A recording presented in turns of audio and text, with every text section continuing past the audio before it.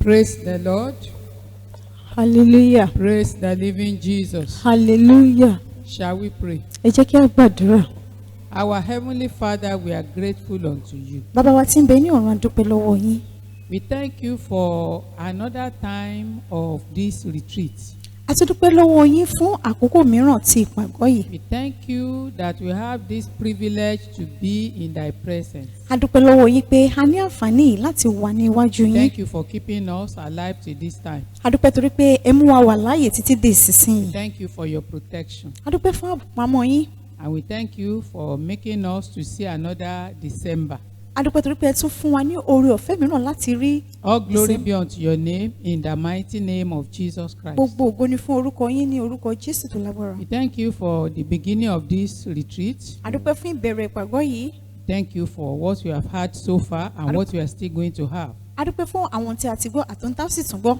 We are praying, Lord God of heaven, À ń gbàdúrà Olúwa Ọlọ́run ọ̀run that you will remind us of those things you have taught us before, pé ẹ ó rán wa létí àwọn tẹ́ ẹ ti kọ́ wa tẹ́lẹ̀ according to your word, gẹ́gẹ́ bí ọ̀rọ̀ yín. that you are not going to leave us without a comforter Pé ẹ ò ní fi wá sílẹ̀ láì ní olùtùnú. in the person of the Holy Spirit, Èyí tí ṣe ẹ̀mí mímọ́. who will be teaching us, Ẹni tí yóò máa kọ́ wa. reminding us, Tí wọ́n máa rán wa létí. reproving us, Tí wọ́n máa bá wa wí. so that we can be made complete. Ká bàa lè di pípé.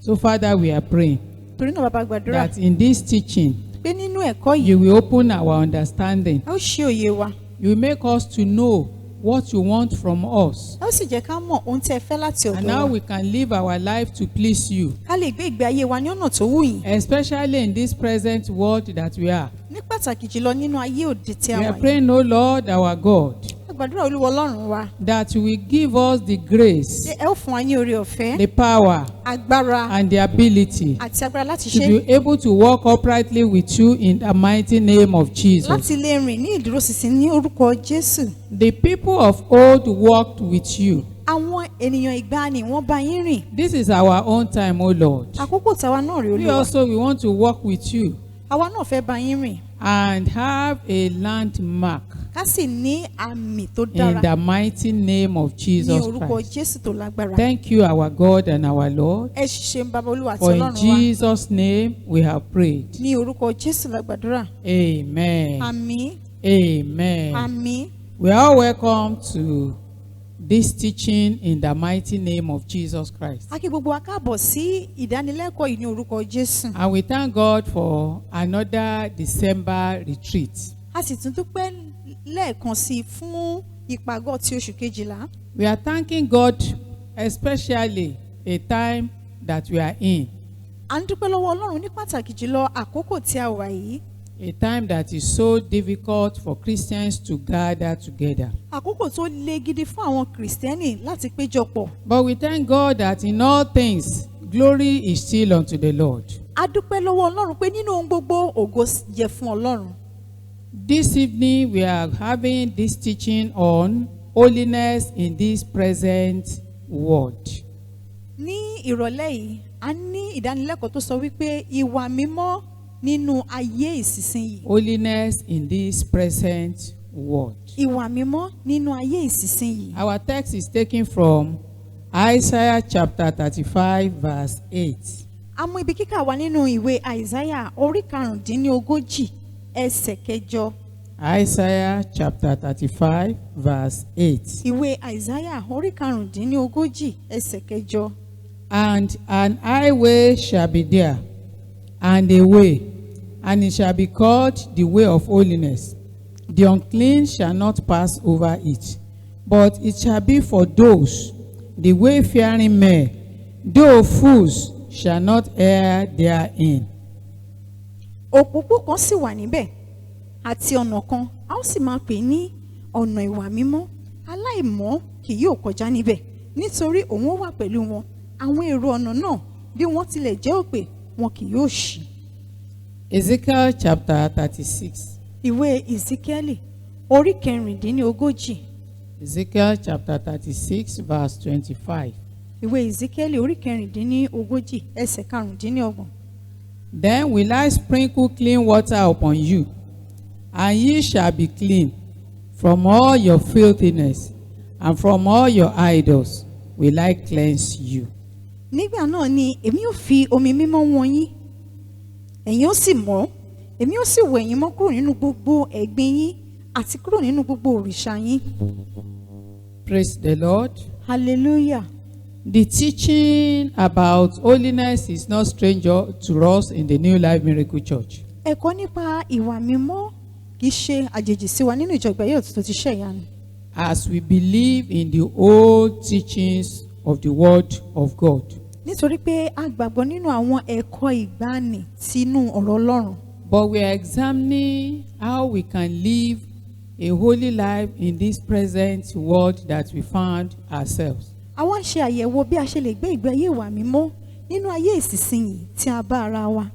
When we look at how corrupt the whole world is, it is a bit difficult for Christians to live a holy life.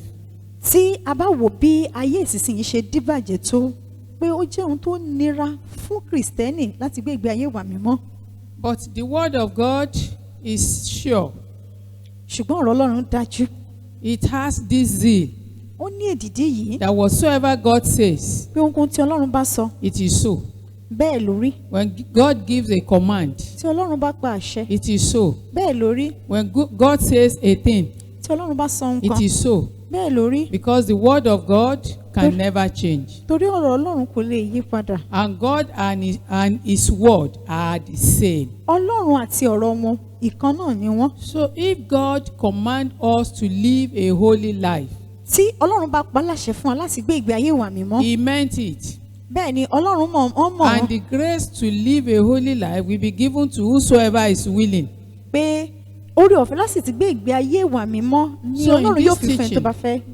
In this teaching, nínú ẹ̀kọ́ we are yìí going to examine what is holiness a ó máa ṣàyẹ̀wò kí ni ìwà mímọ́, and what holiness is not. ohun tí ìwà mímọ́ kì í ṣe. How can you live a holy life in this present world? báwo la ṣe lè gbé ìgbé ayé ìwà mímọ́ nínú ayé tí a wà yìí. And we are going to examine also a sì tún ṣe àṣeyẹ̀wò bákan náà 3 ways or 3 habits of living a holy life. ọ̀nà mẹ́ta tàbí ìṣe mẹ́ta tí a fi lè gbé ìgbé ayé ìwà mímọ́. Praise the Lord. hallelujah Praise the living Jesus. hallelujah. What is holiness? kí là ń pè ní ìwà mímọ́? In Isaiah chapter 35 that we just read, nínú ìwé àìsáyà orí karùndínlógójì tí a ṣẹ̀ṣẹ̀ kà verse 8 ẹsẹ̀ kẹjọ says, And an highway shall be there, ó ní and a way, and it shall be called the way of holiness. ó ní òpópó kan yóò wà níbẹ̀ àti ọ̀nà kan a ó sì máa pè ní ọ̀nà ìwà mímọ́. And no unclean thing shall pass over it. aláìmọ́ kì yóò kọjá níbẹ̀. But that way of holiness is for only those wayfaring men. torí pé ọ̀nà ìwà mímọ́ yìí ó wà fún àwọn arìnrìn-àjò, Only those who will separate themselves for God. àwọn tí wọ́n yára wọn sọ́tọ̀ fún Ọlọ́run. People may see them as old-time Christians. àwọn ènìyàn lè rí wọn gẹ́gẹ́ bí Kristẹni ìgbàanì. People may see them as those who have nothing to do. àwọn ènìyàn lè rí wọn gẹ́gẹ́ bí àwọn tí ò ní nǹkan ṣe. Ezekiel also confirmed it. Èsíkíélì náà fìdí rẹ̀ múlẹ̀ That people may say they are fools. pé àwọn ènìyàn tiẹ̀ lè pè wọ́n ló pè They are fools. pé òpè ni They are wọ́n, not civilized. wọn lajú. But the Bible says, bẹ́ẹ̀ ni mo sọ pé even though they may look foolish to the people of the world, pé wọ́n lè dàbí aṣiwèrè lójú àwọn ènìyàn ayé, but to God, ṣùgbọ́n sí Ọlọ́run the Bible says, bẹ́ẹ̀ ni mo ní they will not deviate from the word. wọn ò ní yẹra kúrò nínú ọ̀rọ̀ rẹ̀. They will walk through the holy way. wọ́n á rin ọ̀nà mímọ́. So holiness means to separate for God. láti ìwà mímọ́ túmọ̀ sí pé kéèyàn yára rẹ̀ sọ́tọ̀ fún Ọlọ́run. Separation to God.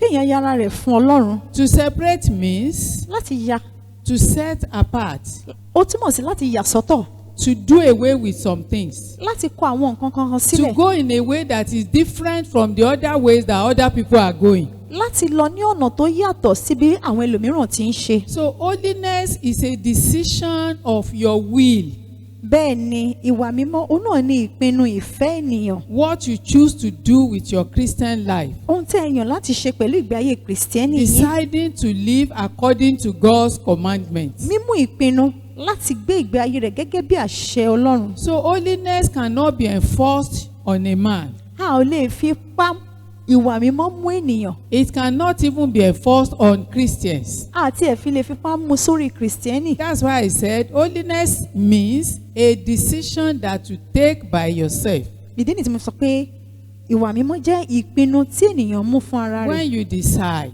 Téèyàn pinnu I want to live for God.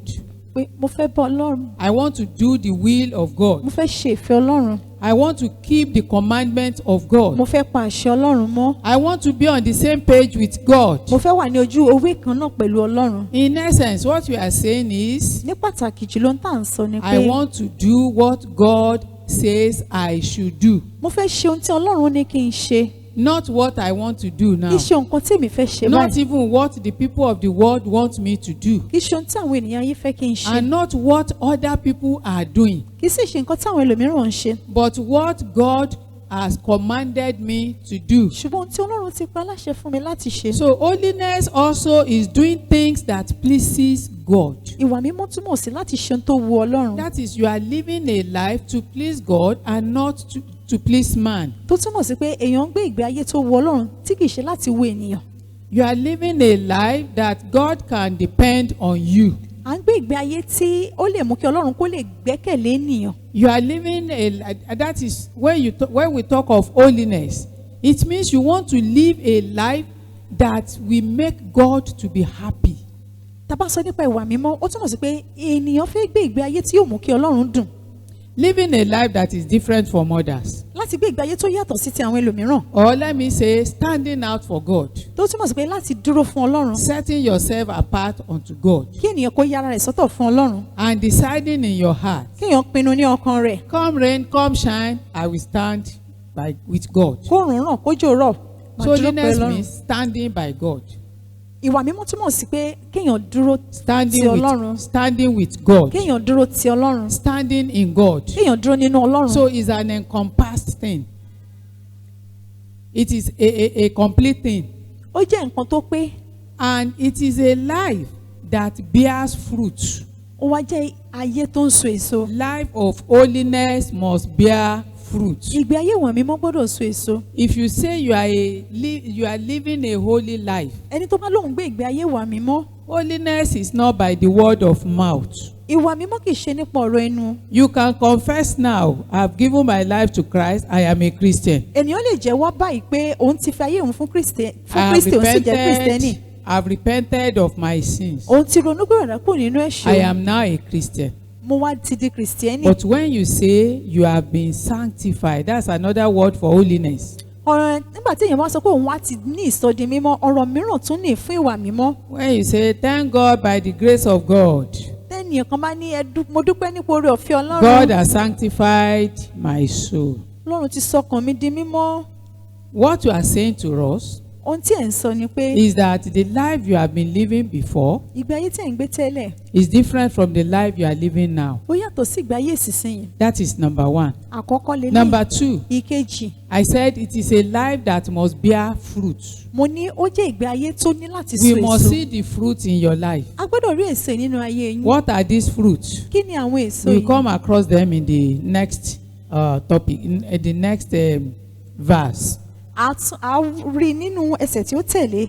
We have seen what is holiness, A ti rí tí ìwà mímọ́ túmọ̀ sí. separation to God, Kéèyàn ya ara ẹ̀ sọ́tọ̀ to fún set Ọlọ́run. apart, Láti yà sọ́tọ̀. to become a vessel in the hand of God, Láti di ohun èlò ní ọwọ́ Ọlọ́run. to be useful in the hand of God. Láti wúlò ní ọwọ́ Ọlọ́run. Holiness also means that God can depend on you. Ìwà mímọ́ tún túmọ̀ sí pé Ọlọ́run lè gbẹ́kẹ̀lé èèyàn. Your pastors can depend on you. Olùṣọ́àgùntàn ẹni lè gbẹ́kẹ̀lé ni. Your GGO can even trust you Bẹ́ẹ̀ ni alákòóso ó lè ní ìgbẹ́kẹ̀lé nínú ẹni. because of the kind of life that you are living. Nítorí ìgbé ayé tí ènìyàn yìí Now, ń we gbé. want to see what holiness is not, A wá fẹ́ rí ohun tí ìwà mímọ́ kì í jẹ́. because some people misunderstand what holiness is and what is not. Nítorí pé àwọn ẹlòmíràn wọn ní òye ohun tí ohun tí ìwà mímọ́ jẹ́ àti ohun tí ìwà mímọ́ kì í ṣe. Holiness is not a product of good character. Ìwà mímọ́ kì í ṣe àbájáde ìwà rere. Holiness is not, well, I'm a member of the New Life Miracle Church. My name is in the register of the church. That is not holiness. Ìwà mímọ́ kì í ṣe wípé mo jẹ́ ọmọ ìjọ ìgbàyé ọ̀hún tó ti ṣe ìyanu, torí náà orúkọ mi wà ní àkọsílẹ̀ nínú ìwé ìjọ. Holiness is not when you are a regular church goer. No, that is not Ìwà mímọ́ kì í holiness. ṣe wípé nítorí pé ènìyàn jẹ́ ẹni tó máa ń lọ sí ilé ìjọsìn In déédéé. 2 Timothy chapter 3 verse 5. Nínú Tímótì kejì orí kẹta ẹsẹ̀ karùn-ún. 2 Timothy chapter 3 verse 5. Tímótì kejì orí kẹta ẹsẹ̀ karùn-ún. Having a form of godliness, but denying the power thereof, from such turn away. 2 Timothy chapter 3 verse 5. Tímótì kejì orí kẹta ẹsẹ̀ karùn-ún. Àwọn tí wọ́n ní àfarawé ìwà bí Ọlọ́run ṣùgbọ́n tí wọ́n ṣe agbára rẹ̀ yẹra kúrò lọ́dọ̀ àwọn wọ̀nyí pẹ̀lú. Yes, they have a form of godliness. Wọ́n ní àfarawé ìwà bí Ọlọ́run. They are quiet, Wọ́n máa ń dákẹ́. they are gentle, Oníwà tútù ni wọ́n. they don't fight, Wọn kì í jà. they don't do some certain Wọn kì í things. ṣàwọn nǹkan kan. But yet, Síbẹ̀ underneath all those godliness, under those godliness, having that form of godliness, pé wọ́n ní lábẹ́ àwọn àfarawé ìwà bí Ọlọ́run. they are denying the power of God. Wọ́n ṣe agbára Ọlọ́run. They are denying the power of holiness. Wọ́n ṣe agbára ìwà mímọ́. They are not living in a right way. Wọ́n gbé ìgbé ayé ọ̀nà tó tọ́. They still have some things they are covering. Wọ́n ní àwọn nǹkan kankan tí wọ́n ń bò. But when you see them, Ṣùgbọ́n tí a bá rí the wọn, way they will walk, bí wọ́n ó ti rìn, the way they will bí talk, wọ́n ó ti the sọ̀rọ̀, way they will do bí wọ́n ó ti things, ṣàwọn nǹkan, you may feel that they are holy. a lè lérò wípé wọ́n jẹ́ mímọ́. But let there be an issue with somebody, Ṣùgbọ́n ẹ jẹ́ kó ní ọ̀ràn kan pẹ̀lú ẹnìkan or let there be a kind of a small problem, tàbí ìṣòro díẹ̀ rọra yọrí. and see what their reaction will be. Ká wá rí nǹkan tí ó jẹ́ ìhùwàsí And you will wọn. be asking yourself, Àwa máa bí ara this wa. person said, Èèyàn yìí sọ pé I have been sanctified, mo ti ní ìsọdi mímọ́, I'm holy, mo jẹ́ I've mímọ́, surrendered everything to Christ. mo ti fún gbogbo jọ̀wọ́ rẹ̀ fún The Kristi. Bible says Bẹ́ẹ̀ni mo sọ pé they have a form of godliness, wọ́n ní àfarawé ìwà but bí they are Ọlọ́run. denying the power of God. Ṣùgbọ́n wọ́n ṣe agbára They are rẹ̀. denying the power of the word of God. Wọ́n ṣe agbára ọ̀rọ̀ Ọlọ́run. They are not living according to the word of God. Wọn ò gbé ìgbé ayé wọn gẹ́gẹ́ bí They are ọ̀rọ̀ still Ọlọ́run. having some things they are hiding from people. Wọ́n tún ní àwọn nǹkan tó farasin lọ́dọ̀ You can only know them physically when you see them. A kàn mọ̀ wọ́n nípa rírí wọn tá a bá rí wọn. But when there is an issue, Ṣùgbọ́n tí ọ̀ràn kan bá jẹyọ, they may throw caution into the wind. wọ́n lè da gbogbo ẹ̀rù rú. In Isaiah chapter 64 verse 6, Nínú ìwé Àìsáyà orí kẹrìnléní ọgọ́ta Isaiah chapter 64 ìwé Àìsáyà orí kẹrìnléní verse ọgọ́ta 6. ẹsẹ̀ kẹfà. But we are all as an unclean thing, and all our righteousnesses are as filthy rags, and we all do fade as a leaf, and our iniquities like the wind have taken us away. Gbogbo wa dàbí ohun àìmọ́, gbogbo òdodo wa sì dàbí àkísà ẹlẹ́gbin, gbogbo wa sì rẹ̀ bí ewé, àìṣedéédé wa sì mú wa kúrò bí afẹ́fẹ́. I'm telling you of what holiness is not. Mo ń sọ fún wa ohun tí ìwà mímọ́ kò jẹ́. Holiness is not by your good character. Ìwà mímọ́ kì í ṣe ìwà rere. Holiness is not even by giving to the church or giving to the project of the church. Ìwà mímọ́ kì í ṣe pé ká fi fún ìjọ tàbí ká dá sí iṣẹ́ ìjọ. You cannot use something to get holiness. Kò sí ohun tá a fi lè ṣe pàṣípààrọ̀ tàbí tá a fi lè lò láti lè ní ìwà mímọ́ yìí. And at the time we are in now, Àti pé ní àkókò tí a wà this ìbáyìí, is the time we see Christians that are really living a holy life and those that are not living a holy life. àkókò ìgan láwàá mọ̀ tá a sì rí Kristẹni tó ń gbé ìgbé ayé ìwà mímọ́ lóòótọ́ àti àwọn tí wọ́n gbé ìgbé ayé ìwà mímọ́. Because all these good characters we are talking about, Nítorí gbogbo àwọn ìwà rere tá à ń sọ yìí, all this righteousness we are talking about, gbogbo àwọn òdodo tá à ń sọ nípa all rẹ̀, these good characters that we are thinking that, well, if I'm given alms, if I'm doing this or that, that will replace holiness. No. gbogbo àwọn ìwà rere tá a lérò wípé tí mo bá kúkú ń ṣe ìtọrẹ àánú tí mo bá ń ṣe eléyìí tí mò ń ṣe tọ̀hún eléyìí mú mi jẹ́ mímọ́ bẹ́ẹ̀ kọ́ o. God says our righteousnesses are as filthy rags before God. Bẹ́ẹ̀ni mo jẹ́ ká mọ̀ pé gbogbo àwọn òdodo wa pátá àkísà ẹlẹ́gbẹ̀ẹ́ ni wọ́n jẹ́ níwájú So Ọlọ́run. by our own power we cannot attain to holiness. Nípa agbára wa a lè dé ibi ìwà mímọ́. And there are steps to take before we can attain to holiness. Àwọn ìgbésẹ̀ sì wà tá a ní láti gbé ká tó lè dé ibi mímọ́. Holiness is not just something we wake up in the morning and we say, I am holy. Mímọ́ tàbí ìwà mímọ́ kì í ṣe nǹkan tá a kàn jí lówùúrọ̀ ká sọ wípé mo ti di mímọ́. No. There are steps to take. Àwọn ìgbésẹ̀ wà tá a ní láti gbé. Someone said, Ẹnìkan wípé holiness is a fruit and not the root. ìwà mímọ́ ó jẹ́ èso kì í sì ṣe gbòǹgbò. Holiness is a fruit and not a root. Ìwà mímọ́ jẹ́ èso kì í ṣe gbòǹgbò. When we are born again, Nígbà tí a di àtúnbí, when we surrender our lives to Christ, nígbà tí a ti jọ̀wọ́ ayé wa fún Kristi, it is like a tree that is cut. ó dàbí igi tí a ké lulẹ̀. But if rain comes again, Ṣùgbọ́n tójò bá tún rọ̀, that tree will still bring out leaves. igi yìí á sọjí á mú ewé jáde. But where you don't want the root to come up, the tree to come up again, Ṣùgbọ́n ibi tó ti jẹ́ pé a fẹ́ kí igi kó tún wù mọ́, then you cut the root. àwa ní láti gé gbòǹgbò rẹ̀. But if the root is still there, Tí gbòǹgbò bá wà ńbẹ̀, the leaves will still come up. ewé yìí á tún jáde. So salvation is like that. Báyìí ni ìgbàlà ṣe That rí. when you are saved, Pé nígbà tí a bá ti di ẹni ìgbàlà, the root cause of sin is still there.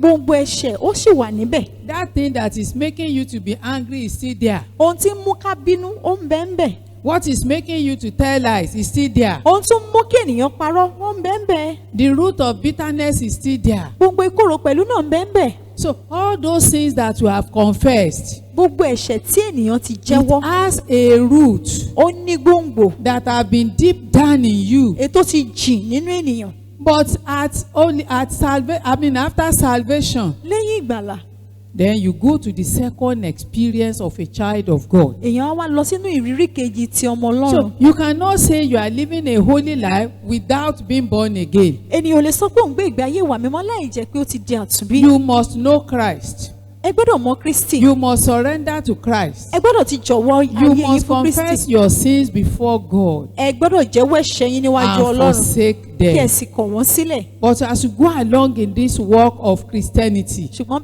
bí a ti ń lọ nínú ìrìn àjò Kìrìsìtẹ́nì, you will discover that those things that you have confessed, ènìyàn wá rí i pé àwọn nǹkan tó ti jẹ́wọ́, those things you said, I will not do them again. àwọn nǹkan tó sọ pé mi ò ní ṣe wọ́n mọ́, I will not touch it again. mi ò ní fọwọ́ kàn I will mọ́, not go there mi again. ò ní padà I síbẹ̀ will mọ́, not put it on mi ò again. ní wọ̀ mọ́ After some time, lẹ́yìn ìgbà díẹ̀. because the root is still there. Nítorí pé gbòǹgbò rẹ̀ wà ń bẹ̀ sí. The root is still there. Gbòǹgbò rẹ̀ ń bẹ ń All bẹ̀. those things will still be coming little by little. Àwọn nǹkan wọ̀nyí wá máa jẹyọ ní It is díẹ̀díẹ̀. then, Nígbà náà, it is then ní ìgbà náà, that you will discover that you need something deeper. ni ènìyàn wá rí i pé òun tún nílò ohun tó tún You jinlẹ̀ want sí. to know God deeper. Pé èèyàn rí i pé òun tún You fẹ́ mọ Ọlọ́run ní want to, you jíjinlẹ̀ want to sí. walk with God deeper. Ènìyàn fẹ́ bá Ọlọ́run rìn. You want to understand God more. Ènìyàn tún fẹ́ ní òye Ọlọ́run sí It i. is then you need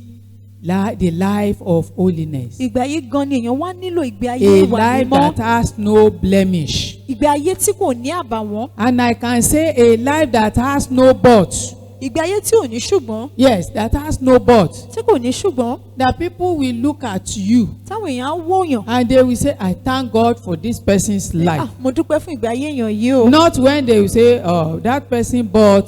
Pé ṣé èèyàn yẹn ṣùgbọ́n. So when we talk of the life of holiness, Tá a bá ń sọ nípa ìgbé ayé ìwà mímọ́. it is a life that has no but. Ìgbé ayé tí kò ní ṣùgbọ́n. So, but to live this kind of life, Láti gbé irú ìgbé ayé báyìí. we need to go deeper. A ní láti lọ jinlẹ̀ We sí. need to know more God. A ní láti mọ Ọlọ́run We sí. need more consecration. A nílò ìfaraẹnirúbọ sí. We need more work with God. A nílò iṣẹ́ púpọ̀ sí pẹ̀lú Ọlọ́run. So holiness is a fruit. ìwà mímọ́ jẹ́ èso that you bear every day. èyí tá à ń so lójoojúmọ́. That you bear every day. èyí tá à ń so lójoojúmọ́. It is a fruit. èso ni. And if you are sanctified, tí ẹni tó bá ti ní ìsọdi mímọ́ that is if you are living a holy life, tó ń gbé ìgbé ayé ìwà mímọ́ you will know, yóò mọ̀ just as at salvation, gẹ́gẹ́ bí ní ìgbà ìtì ìgbàlà. that the Bible says, bẹ́ẹ̀lì mo sọ wípé and the Spirit of God àti ẹ̀mí Ọlọ́run and our own spirit àti ẹ̀mí tiwa will witness against each other wọ́n á jẹ́rìí sí ara that you wọn are now a Christian. pé ẹ ti di kìrìsìtẹ́nì báyìí. Always ask yourself this simple ẹ question. máa bi ara yín ní àwọn ìbéèrè yìí. Ask yourself, ẹ bi ara yín. am I truly born again? ṣé mo ti di àtúnbí ní tòótọ́? When you ask that question, tẹ́ bá béèrè your ìbéèrè spirit will answer you. ẹ̀mí yín á dá yín lò. If you are truly born again, pé lóòótọ́ ẹ ti di your spirit àtúnbí will tell you ẹ̀mí yín á sọ you fún are yín born again. ó ti dàtúnbí. If you are not born tẹ́ ẹ again, bá dàtúnbí or if there are still some little sins in your life, tàbí àwọn ẹ̀ṣẹ̀ kéékèèké ṣì ń bẹ nínú ayé your yín spirit will tell you ẹ̀mí á sọ fún yín you are still doing this. ó sì ń ṣe A léyìí. Christian should not do it. kìrìsìtẹ́nì ò gbọ́dọ̀ You ṣe are still doing this. ó yìí ń ṣe A léyìí. Christian should not do it. kìrìsìtẹ́nì ò gbọ́dọ̀ ṣe. So also is when you are living a holy life, bákan náà nígbà tí èèyàn bá ń gbé ìgbé ayé ìwà mímọ́ you will bear the fruit. èèyàn á so èso You rẹ̀ will see the fruit. èèyàn á rí èso People rẹ̀ will see the fruit. àwọn èèyàn á rí èso rẹ̀. And that's why I said there will be no but again in your life. ìdí ni tí mo sọ pé kò ní sí ṣùgbọ́n mọ́nú ayé In ènìyàn. Galatians chapter 5 nínú Gàlátíà orí karùn-ún is a popular verse, ó jẹ́ ibi tó wọ́pọ̀ but I always read it to checkmate my own life. ṣùgbọ́n èmi náà máa ń kà á láti fi ṣe àyẹ̀wò ayé tèmi. And I want to say to all of us wọ́n fẹ́ sọ fún gbogbo wa pé that we should be reading Galatians chapter 5, ká máa ka ìwé Gàlátíà orí karùn-ún verse 22 to 23, láti ẹsẹ̀ kejìléníogún títí dé and ìkẹtàléníogún. take them one by one kí a wá máa mú lẹ́yìn and kọ̀ọ̀kan ask yourself, ká máa bi ara wa. am I doing this? ǹjẹ́ mo ń ṣe Am I léyìí? doing this? mo wá ń ṣe léyìí? Am I doing this? mo wá ń ṣe The léyìí? one that you see you are doing, eléyìí tá a bá rí pa à ń ṣe. then you will go on your knees á lọ lórí eékún and wa talk to God. á bọ́ lọ́rùn sọ. That is the fruit that you must bear. àwọn wọ̀nyí ni èso ta ní láti so. In Galatians chapter 5, I read from verse 22. nínú ìwé Gàlátíà orí karùn-ún mo kà láti ẹsẹ̀ kejìléníogún. Only but the fruit of the Spirit is love. Do you have love? Joy. Are you a joyful person? Peace. Long suffering. How can you endure? Small problem like this, everybody will know you have problem. Gentleness, goodness, faith or faithfulness, meekness, temperance, that's self-control. Only against such there is no law.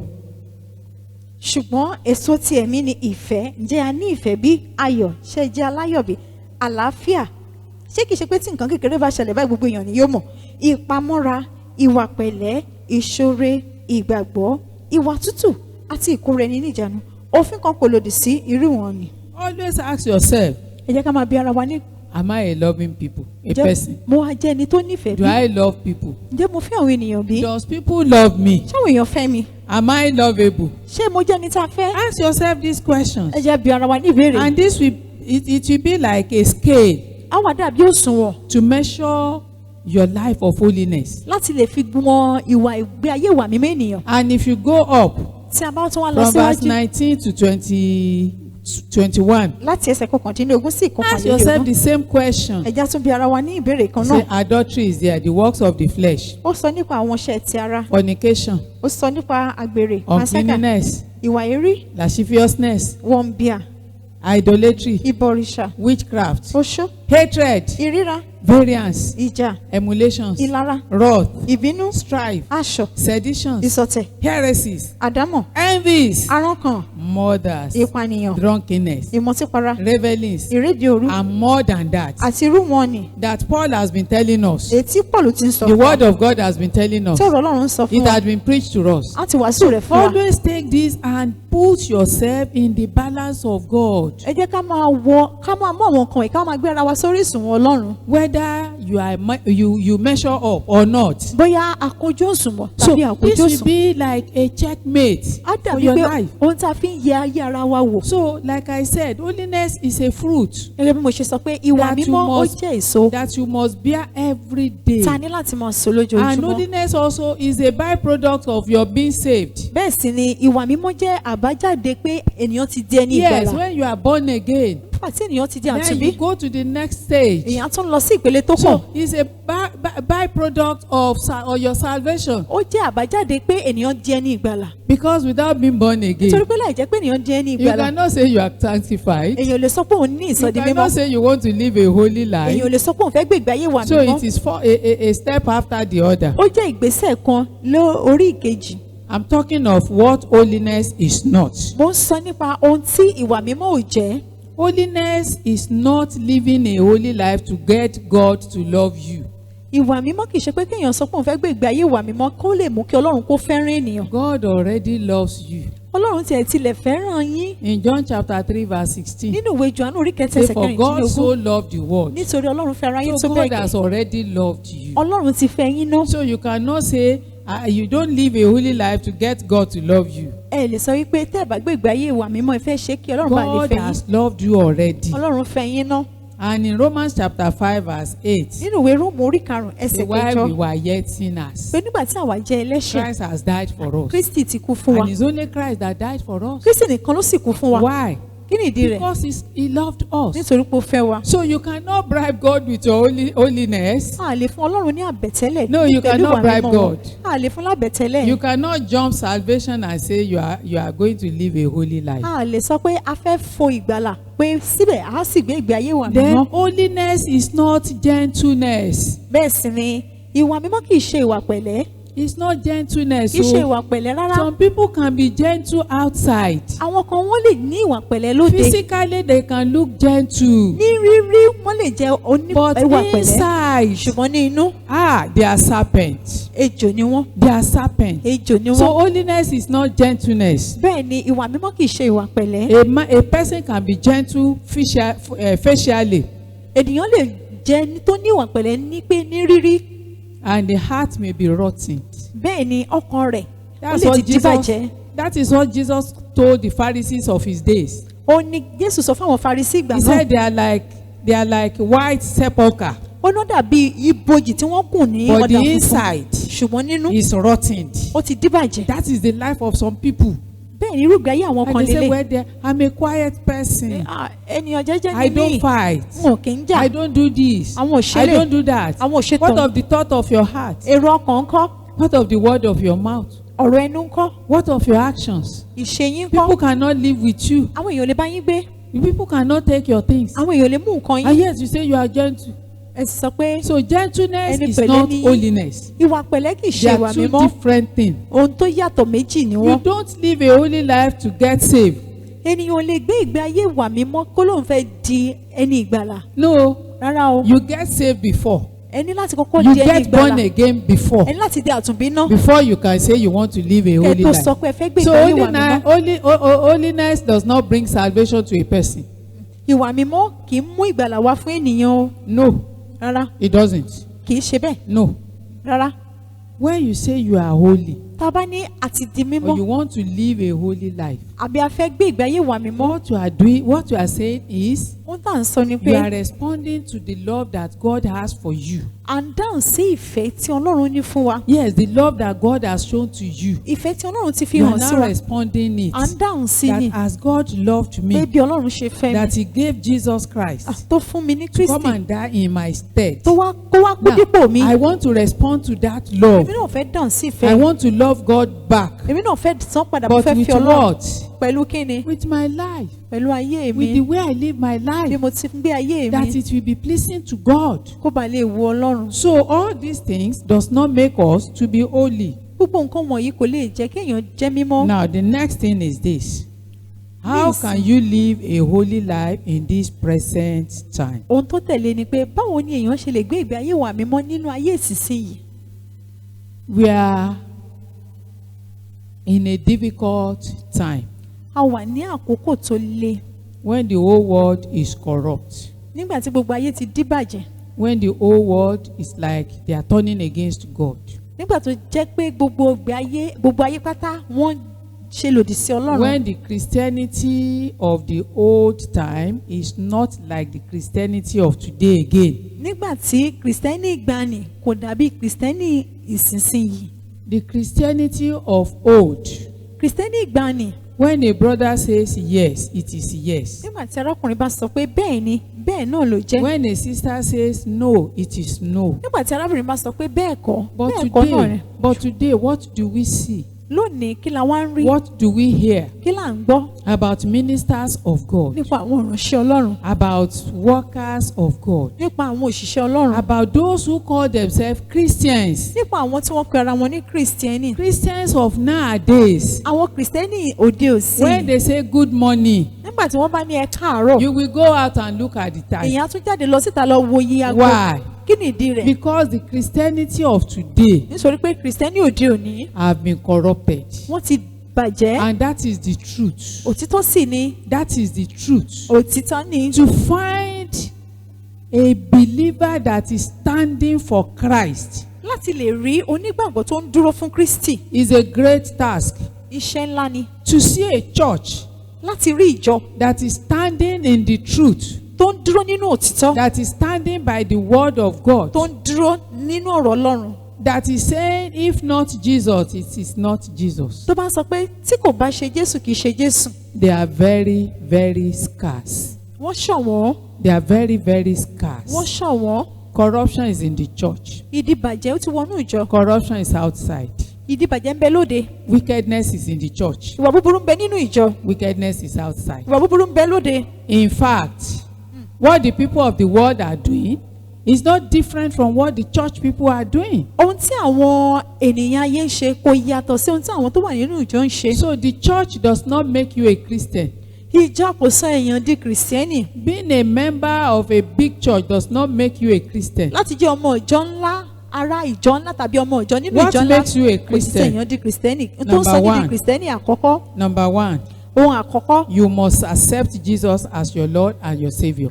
ẹ ní láti gba Jésù ní Olúwa àti olùgbàlà yín. What makes you a Christian? ohun tó sọ yín di kìrìsìtẹ́nì. Number two, ìkejì you must be ready. ẹ gbọ́dọ̀ ṣetán. You must decide. ẹ gbọ́dọ̀ pinnu. You must have it at the back of your mind ẹ gbọ́dọ̀ ní ọkàn yín pé that I want to live my life for Christ. mo fẹ́ gbé ìgbé ayé mi fún Kristi. And when you say you want to live your life for Christ, tẹ́ bá wá ní ẹ fẹ́ gbé ìgbé ayé yín fún Kristi. it means you are turning your back against the world ó túmọ̀ sí pé ẹ ń kọ̀yìn yín sí ayé. and you are facing the cross of Jesus Christ. ẹ wá dojúkọ àgbélébù Kristi. And remember kẹ́ wá rántí. that before Jesus Christ can get to the cross, kó tó di pé Kristi dé the ibi Bible àgbélébù. says that he fell bílí mọ́ ni ó ṣubú. and he rose again. ó tún dìde. So to get to the cross, láti débi àgbélébù. sufferings are on the way.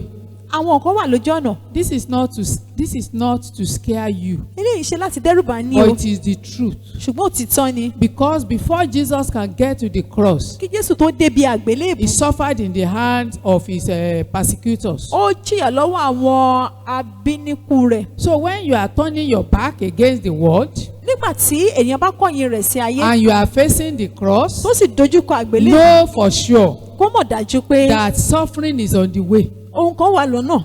But at the third day, ní ọjọ́ kẹta. Jesus Christ resurrected. Jésù Kristi jíǹde. And that is the hope of every Christian. èyí gangan ní ìrètí gbogbo This is the kìrìsìtẹ́nì. hope of every believer.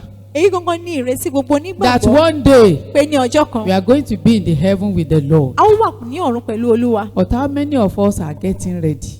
mélòó nínú wa ló wá ń How múra many of sílẹ̀? us are preparing? mélòó nínú wa ló ń gbáradì? Are we not entangling ourselves with the world? kí wá ṣe pé a wá ń dara wa pẹ̀lú ayé ìbí. The Bible says, mélòó mọ sọ he wípé that is running a race ẹni tó bá ń súré does not entangle himself with the affairs of this world. kì í tún sọ ara rẹ̀ pẹ̀lú àwọn ohun ti ayé yìí. So it is either you are going to heaven or you are going to hell. bóyá kéèyàn kúkú máa lọ sọ́run ni tàbí lọ sọ́run àpáàdì. But if you are going to heaven, ṣùgbọ́n tó bá ń lọ sọ́run if heaven is your focus, tó bá jẹ́ pé ọ̀run jẹ́ if you know ìfojúsọ́nà èmi. that there is nothing in this world, though, èèyàn mọ̀ pé kò sí nǹkan kan nínú ayé yìí. no matter what you amass in this world, ohun kan téèyàn bá nínú ayé yìí you are not going to take a dime.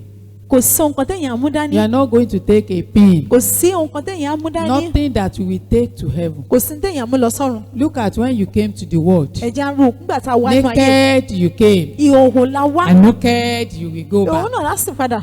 They are just covering us because of our part. They are just using cloth to cover us. We are going to God nakedly. wọ́n kàn lo aṣọ láti fi bò wá nítorí Yes. àwọn bíi ìhòòhò wa. We are not going to take pé anything. à ń lọ sọ́dọ̀ Ọlọ́run ní ìhòòhò So à ní if fún you nǹkan know dání. all this, tá a bá mọ gbogbo eléyìí, if you know all this, tá a bá mọ gbogbo eléyìí, why wouldn't we decide in our hearts èyí àti ṣetán fi wípé a pinnu and nínú ọkàn wa determine, ká pinnu. I must live for Christ. Mo gbọ́dọ̀ gbé ìgbé ayé mi fún Kristi. My morning, my afternoon, my evening, my night is unto you, O Lord. Pé òwúrọ̀ mi, ọ̀sán mi, ìrọ̀lẹ́ mi àti àṣálẹ́ mi fún Olúwa ni. Well, you may say, well, what of the things of this world, how we are going to eat, how we are going to feed, how we are going to do this. A lè sọ pé àwọn ohun táyé ìwà ń kọ́ báwo ti jẹ, báwo ti mu, báwo ti ṣe ilé àti tọ̀hún.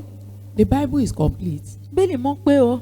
The Bible is complete. Bẹ́ẹ̀ni mọ̀ pé. The Bible has told us Bẹ́ẹ̀ni mọ̀ sọ fún wa pé. that we should not be bothered about all these things. Ká má bìkítà ní gbogbo àwọn The nǹkan God wọ̀nyí. who created you and I, Ọlọ́run tó dá èmi àti He knows ẹ̀yin. that we need all these things. Wọ́n mọ̀ pé a nílò gbogbo nǹkan yìí. And is ready to supply them to Wọ́n us. sì ṣetán láti pèsè wọn fún wa. That's what He told us. Ohun tí wọ́n sọ fún wa When lélẹ̀. you hold God by His word, Tá a bá mú Ọlọ́run gẹ́gẹ́ bí ọ̀rọ̀ wọn. if you hold God by His word, Tá a bá mú Ọlọ́run that this gẹ́gẹ́ is bí ọ̀rọ̀ what wọn. your word says, Ohun tọ́rọ̀ yín sọ rèé o. God cannot deny Ọlọ́run Himself. ò lè ṣe ara wọn. As I'm speaking now, Bí mo ṣe ń sọ̀rọ̀ it's báyìí, my voice you are hearing. ohùn mi lè ń gbọ́. Can I deny that voice? Ǹjẹ́ mo a lè ṣe It's ohùn mi not bí? possible Kò ṣeé ṣe. because it's my voice. Torí pé ohùn mi ni. So God also Ọlọ́run bákan náà, cannot deny His word. wọn ò lè ṣe ọ̀rọ̀ wọn. So we shouldn't be bothered so much Ká má ṣe ṣàníyàn about púpọ̀ what we are going to eat, what we are going to put on, this and that. nípa ohun tí a No. jẹ, ohun tí a wọ̀ rárá. God who created the mouth Ọlọ́run tó dá inú. knows that we will put something there. Mo mọ̀ pé a ó fi nǹkan sí i. If God can give us sun, give us light, give us air, what can He not give us? Tí Ọlọ́run bá lè fún wa ní oòrùn, tó fún wa ní ìmọ́lẹ̀, tó sì fún wa ní afẹ́fẹ́, kí ló kù tí wọn ò lè fún And wa? these are the things we are not soliciting for. Àwọn nǹkan wọ̀nyí kì í ṣe tá à ń bẹ̀bẹ̀ fún. We are not begging God for them. À bẹ̀bẹ̀ fún. Whether you are a Christian, you are a sinner, you are God will still bring sun, He will still shine, He will still bring light, He will still bring rain, He will still bring all those things which we did not even qualify to have. Pé bóyá jẹ́ Kristẹni tàbí èèyàn ò jẹ́ Kristẹni, Ọlọ́run á mójò wá, wọ́n á mọ́rùn wá, wọ́n á mú kí gbogbo ẹ̀ kó tàn, gbogbo àwọn nǹkan tá àti ẹ̀tọ́ sí, á mú wá fún wa. So if God Tí Ọlọ́run can feed the air, the birds of the air, tó bá lè máa bọ́ àwọn ẹyẹ ojú ọ̀run, if God tí Ọlọ́run can feed the fishes in the water, tí wọ́n bá lè máa bọ́ àwọn ẹja nínú those omi, ones are even far. àwọn ilé tí ẹ̀ tún jìnnà, Look into your kitchen. ẹ jẹ́ ká wo ilé ìdáná You wa. will see small rats A máa rí àwọn feeding on your èkúté food. kéèké tí wọ́n ń jẹ oúnjẹ wa. Are they begging you before they eat it? Ṣé wọ́n ń bẹ̀ wá kan tó jẹ́? You will see cockroaches A rí àwọn aáyán. licking your soup if you don't cover it well. Tá a bá dé oúnjẹ Do they àkókò beg ọbẹ̀ wa you wọ́n máa la. before you give Ṣé wọ́n ń them? bẹ̀ wá kan tó di pé wọ́n That ṣe? is how God is. Bọ́lọ́run ṣe rí nì. If you are a child of God Tí ẹ bá jẹ́ ọmọ and Ọlọ́run, you are living a righteous life before God, tẹ̀sí gbígbẹ́ yóò dodo níwájú I Ọlọ́run. want to give you this assurance Mo fẹ́ fún yín ní ìdánilójú that yìí. there are some things you will not ask for, Àwọn nǹkan wà tí ẹ̀ ní béèrè. which God knows that these things will benefit you, Tí Ọlọ́run mọ̀ pé àwọn nǹkan wọ̀nyí á jẹ́ or àǹfààní these fún yín. things will add more to your life. Àwọn nǹkan wọ̀nyí á tún fi kún ayé yín. Voluntarily, God will be giving them to you. Bẹ́ẹ̀ ni Ọlọ́run á kàn fi fún ni That's bẹ́ẹ̀. why He said, Ìdí nìkan fi sọ pé we should not be saying, what will I do? When will I eat? What will I eat? No. What will I put on? No. God is there that He will supply to your needs. ká má máa sọ wípé kí ni mo fẹ́ jẹ, kí ni mo fẹ́ mu, kí ni mo fẹ́ wọ̀. Ọlọ́run wà níbẹ̀ láti pèsè fún àìní wa. If only you depend on Him. Tó bá jẹ́ pé a ó gbẹ́kẹ̀lé If wọn. only you will trust Him. Tó bá jẹ́ pé a ó If gbẹ́kẹ̀lé only wọn. you will obey Him. Bá pé a ó gbọ́ràn sí wọn. If only you will say, if not God, no other person. Tí a ó bá sọ pé tí ò bá ti ṣe Ọlọ́run kò sí ẹlòmíràn. It is like our children at home. Bí ó dàbí àwọn ọmọ wa nílé. Christmas is coming. Kérésì ń bọ̀. They don't have any problem. Wọn ò ní ṣòro o. What is their problem? Kí ni ìṣòro wọn? You Àwọn are their òbí wọn. problem. Òbí wọn gangan ni. You are their problem. Òbí wọn ni. Because they will come to you. Torí pé wọ́n á tàn wá. Mommy, where is our Christmas cloth? Ìyá aṣọ kérésì wàdà. Where is they will say, where is that my koko shoe? Wọ́n ní kókó ṣù mí They ńkọ́. don't have any problem. Wọn ò ní ṣòro. You are their problem. Òbí wọn gangan ní If ìṣòro we as wọn. Christians Tá bá jẹ́ Kristẹni. should see ourselves tá a bá rí ara wa I don't have problem. a wò pé mi ò níṣòro. What is my problem? kí ni ìṣòro mi? God is my problem. Ọlọ́run ni ìṣòro mi. Because he's the one who will solve any problem I have. torí àwọn ni wọ́n yanjú ìṣòro tí mo bá As ní. you will solve the problem of your children, bí a ó ti yanjú ìṣòro àwọn ọmọ wa. so also God is there to solve bákan náà your Ọlọ́run problem. wà níbẹ̀ láti yanjú ìṣòro wa. Praise the Lord. hallelujah Praise the Lord. hallelujah. The next one is, how can you live a holy life? ètò tẹ̀lé ni pé báwo ni ènìyàn ṣe lè gbé ìgbé ayé wa mímọ́. Especially in this time that we are. pàtàkì jùlọ nínú àkókò tí a wà yìí. The simple answer is this. ìdáhùn fún ni pé We live by the grace of God. à ń gbé nípa oore ọ̀fẹ́ Ọlọ́run. We live every day by the grace of à ń gbé God. lójoojúmọ́ nípa oore ọ̀fẹ́ Ọlọ́run. You cannot live and succeed in this life that we are in by your own power ènìyàn ò lè gbénú ayé kó sì ṣàṣeyọrí nípa or agbára by rẹ̀ your wisdom tàbí nínú ọgbọ́n or rẹ̀ by how you know how to do business tàbí béèyàn bá ṣe mokòwò ṣe sí or how wise you are. tàbí béèyàn ṣe jẹ́ ọlọ́gbọ́n sí. It is by the grace of God, nípa oore ọ̀fẹ́ Ọlọ́run nìkan ni. because there is nowhere nítorí pé kò sí ibi that is not corrupted. tí kò tiẹ̀ tí ì dìbàjẹ́. Nowhere, Kò síbi tí ò especially tí- if you move around, if you go around. pàtàkì jùlọ tá a bá rìn káàkiri àyíká. And I said, Christians are compromising now, mo sì sọ pé ní ìsìn o kìrìsìtẹ́nì ń gògèjẹ́ but ṣùgbọ́n only those àyàfi àwọn who will live by the grace of God tí wọn yóò gbé nípa oore ọ̀fẹ́ Ọlọ́run. will be able to escape in the time we are in now. àwọn ni yóò sálà kúrò nínú àkókò tí a wà yìí. The Bible has given us clue to all these things. bẹ́ẹ̀ni ti sọ fún wa nípa àwọn nǹkan They should wọ̀nyí. not be new to Christians. kò gbọ́dọ̀ jẹ́ ọ̀tun tàbí ohun tuntun It fún shouldn't be kìrìsìtẹ́nì. new to us. It should not be new to us. kò gbọ́dọ̀ jẹ́ ohun tuntun sí The wa. Bible has given us all these things. bẹ́ẹ̀ni mo ti fún wa láwọn nǹkan He yìí. said in the last days, ó ní ní ìkẹyìn ọjọ́. and we are in the last days, a sì ti wà ní ìkẹyìn he ọjọ́. said perilous times shall come. ó ní ìgbẹ̀wò yóò dé. Men will be lovers of themselves, àwọn ènìyàn wọn ò jẹ́ olùfẹ́ ara wọn. boasters, àìgbéraga. proud, àyànnu. covetous, olójú kòkòrò. blasphemers, afọ̀rọ̀básayẹni disobedient to jẹ́ parents, aṣàìgbọràn sí òbí. without natural affection. Without natural affection. àti láì ní Doing ìfẹ́. things that you never expected them to do. pé wọ́n á máa ṣe nǹkan tẹ̀yìn tí ẹ̀ lérò rárá. I stumbled on a program early this morning. Mo ń wo ètò kan lówùúrọ̀ yìí. I just opened my radio. mo ṣe tan I ẹ̀rọ was rédíò looking mi. for a station to listen to news. mo ń wá ibi tí mo ti lè tẹ́tí sí ìròyìn. And there was this radio pastor, or what do I call him? Bẹ́ẹ̀ni And mo- somebody was making a confession. bẹ́ẹ̀ ni mo ń gbọ́ olùṣọ́àgùntàn kan tó sọ̀rọ̀ lórí rédíò tẹ́nìkan sì ń ṣe ìyẹ̀wọ́. And the person said, I'm a man. wọ́n àti èèyàn sọ pé ọkùnrin lòun I'm a man. ọkùnrin lòun But I love men like myself. pé òun fẹ́ ọkùnrin bí He ara said òun. he's married, ó lóun ti gbéyàwó but he loved men. ṣùgbọ́n òun fẹ́ In short, ọkùnrin he's a gay. pé ẹni tó máa ń bá ọkùnrin ṣe lòun He's a gay. ẹni tó ń bá ọkùnrin ṣe ló jẹ́. And the pastor said, olùṣọ́àgùntàn náà wá sọ pé come to the church this morning. wọ́n sì ìjọ lówùúrọ̀ We are yìí going to baptize you á ṣe ìtẹ̀bọmi because fún you ọ have confessed your sin. orí kò ti ṣe ìjẹ́wọ́ ẹ̀ṣẹ̀ rẹ̀. I was now asking myself, wọ́n wá ń bi ara mi pé is this how to be born again? ṣọ́nà fún ènìyàn láti di àtúnbírè He has confessed only one sin, ẹ̀ṣẹ̀ kan péré ló jẹ́wọ́ that o is a gay.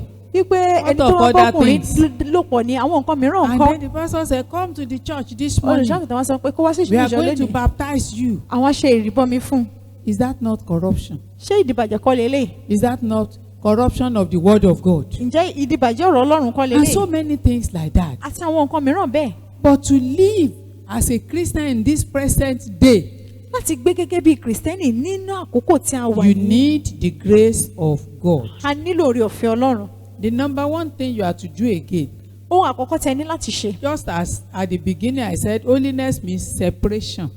gẹ́gẹ́ bí mo ṣe sọ ní ìbẹ̀rẹ̀ pẹ̀pẹ́ pé ìwà mímọ́ pẹ̀lú ìyára ẹni sọ́tọ̀ That you separate yourself ẹ ní láti yára yín sọ́tọ̀ from the world. kúrò nínú ayé. You cannot say you want to serve God ẹni ẹ lè sọ pé ẹ fẹ́ sin and at the Ọlọ́run same time you want to serve the world. ní àkókò kan náà ẹ tún fẹ́ sin ayé It's either you are in bóyá kẹ́ ẹ wà nú or you are out. tàbí kẹ́ ẹ wà lóde. You can't be in and out. ẹ lè wà nú kẹ́ ẹ wà No. lóde rárá. It's either you are with Christ bóyá kẹ́ ẹ wà pẹ̀lú Kristi or you are not with Christ. tàbí kẹ́ ẹ má wà pẹ̀lú Kristi. In Romans chapter 12 verse 2. nínú ìwé Róòmù orí kejìlá Romans chapter 12 ìwé verse Róòmù 2. orí kejìlá We are looking at how we Ẹsẹ̀ can kejì. live a holy life in this Àwọn- present world. bí a ṣe lè gbé ìgbé ayé ìwà mímọ́ nínú ayé ìsinsìnyí.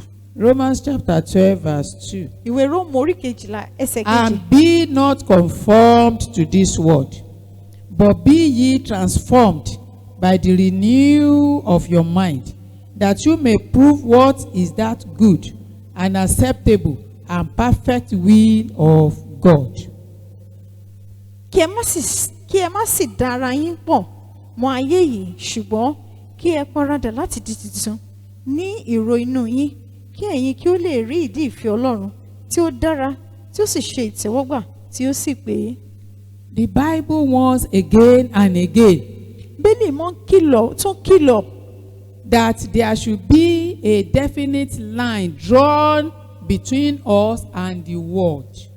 pé ààlà gbọ́dọ̀ wà, ààlà tó dájú láàrin ènìyàn àti ayé. Yes, as a child of God, Gẹ́gẹ́ bí ọmọ Ọlọ́run, as a Christian, gẹ́gẹ́ bí Kìrìsìtẹ́nì, there must be a line. ààlà gbọ́dọ̀ wà. I cannot cross over to this side, N ò lè rí kọjá sí ọ̀hún. and you can cross over to my side, Ìwọ lè rí kọjá sí ọ̀dọ̀ mi, but I cannot cross over to your side. ṣùgbọ́n èmi ò lè rí kọjá sí ọ̀dọ̀ rẹ. Why? Ní kí nìdí rẹ̀? If you cross over to my side, Tó o bá rí kọjá sọ́dọ̀ mi, I have something to give you. mo ní ohun láti fún ọ. That is the word of God. Èyí náà ni ọ̀rọ̀ But Ọlọ́run. if I cross over to you, Tí mo bá rí kọjá you sọ́dọ̀ don't rẹ, have anything to give o ò ní me. nǹkan kan láti fún What mi. is in this world Ohun tí bẹ nínú ayé that we are running after, tẹ́ ń lépa, that is taking our time, tó ń gba àkókò that wa, we cannot surrender our totality to God? tí ò jẹ́ ká jọ̀wọ́ ohun gbogbo fún Ọlọ́run. Remember, Ká rántí one day in this world, ọjọ́ kan nínú ayé yìí, God is going to say, Omo, come back home. Omo, come back home. Ọlọ́run á wí pé ọmọ padà wálé. What account are you going to give to God? Ìṣirò wo la wá fẹ́ fún Ọlọ́run? What will you say you have used your life to do? Kí la wá fẹ́ sọ pé àti lo ayé wa fún? What excuse are you going to give? Kí ni nǹkan tá a tún fẹ́ fún? In this church, Nínú ìjọ yìí, the whole word of God has been given to us. gbogbo ọ̀rọ̀ Ọlọ́run ló dídí láti fi fún wa. Undiluted word of God. Ọ̀rọ̀ Ọlọ́run tí kò ní àdàlù. So if you are a member of this church, you have no excuse of not getting to heaven by Tí ẹ the bá grace of jẹ́ God. ọmọ ìjọ yìí, ẹ ní àwáwí pé ẹ ò dé ọ̀run o. So for you to live a holy life in this corruptible world, Fún wa láti gbé ìgbé ayé wa mímọ́ Then nínú you- ayé tó ti dìbàjẹ́ yìí. then you must separate yourself. Èèyàn nílò láti yẹ You ara rẹ̀ must not sápá be kan. conformed to this world. Èèyàn gbọ́dọ̀ dára rẹ̀ pọ̀ You pẹ̀lú must ayé yìí. disconnect from the world Èèyàn gbọ́dọ̀ yẹ ara rẹ̀ kúrò nínú ayé to yìí live a holy life. láti gbé ìgbé ayé wa mímọ́. There must be a separation. Ìyapa gbọ́dọ̀ wà. There must be a limit to what you can do and what you cannot do as a child of Ohun God. tí ènìyàn ní láti ṣe gẹ́gẹ́ bí ọmọ Ọlọ́run, ó gbọ́dọ̀ ní ìpẹ̀kun. Which means to renew our mind, Tó túmọ̀ sí pé láti sọ ọkàn wa di ọ̀tun, not to be conformed with this world. láti má darapọ̀ mọ́ ayé yìí. It means the thought of our heart must be clean. Ó túmọ̀ sí pé èrò ọkàn wa gbọ́dọ̀ mọ́.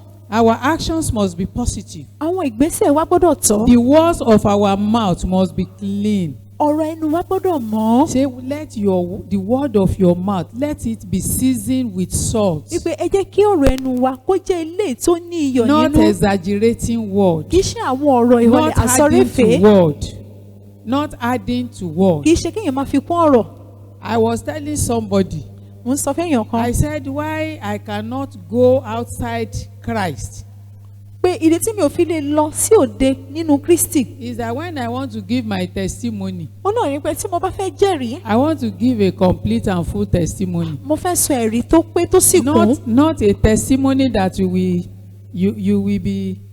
will be picking your words. Kì í ṣe ẹ̀rí téèyàn kàn máa ṣe àṣàyàn ọ̀rọ̀ rẹ̀. Picking your words. A kàn máa ṣe àṣàyàn. Because you know that testimony is not a straightforward Torí word. pé mọ̀ pé irú ẹ̀rí bẹ́ẹ̀ kò ṣe So ẹ̀rí you tó lọ will be picking gẹ́rẹ́gẹ́. your words. Ó lóòótọ́ lè máa ṣàyàn And ọ̀rọ̀ rẹ̀. small lies will be there. Bẹ́ẹ̀ ni àwòrán díẹ̀ díẹ̀ Because mọ̀ you wá know bẹ́ẹ̀. that you have mixed your Christianity with something else. Torí pé ó ti mọ̀ pé òun ti fi Kìrìsìtẹ́nì òun ti dà So pọ̀ for pẹ̀lú us to nǹkan. live a holy life, Fún ènìyàn láti gbé ìgbé ayé wà mímọ́, our thoughts, èrò wa, our actions, ìgbésẹ̀ wa, the words of our ọ̀rọ̀ mouth, ẹnu wa, our behavior ìṣesí wa, should be noticed by every person.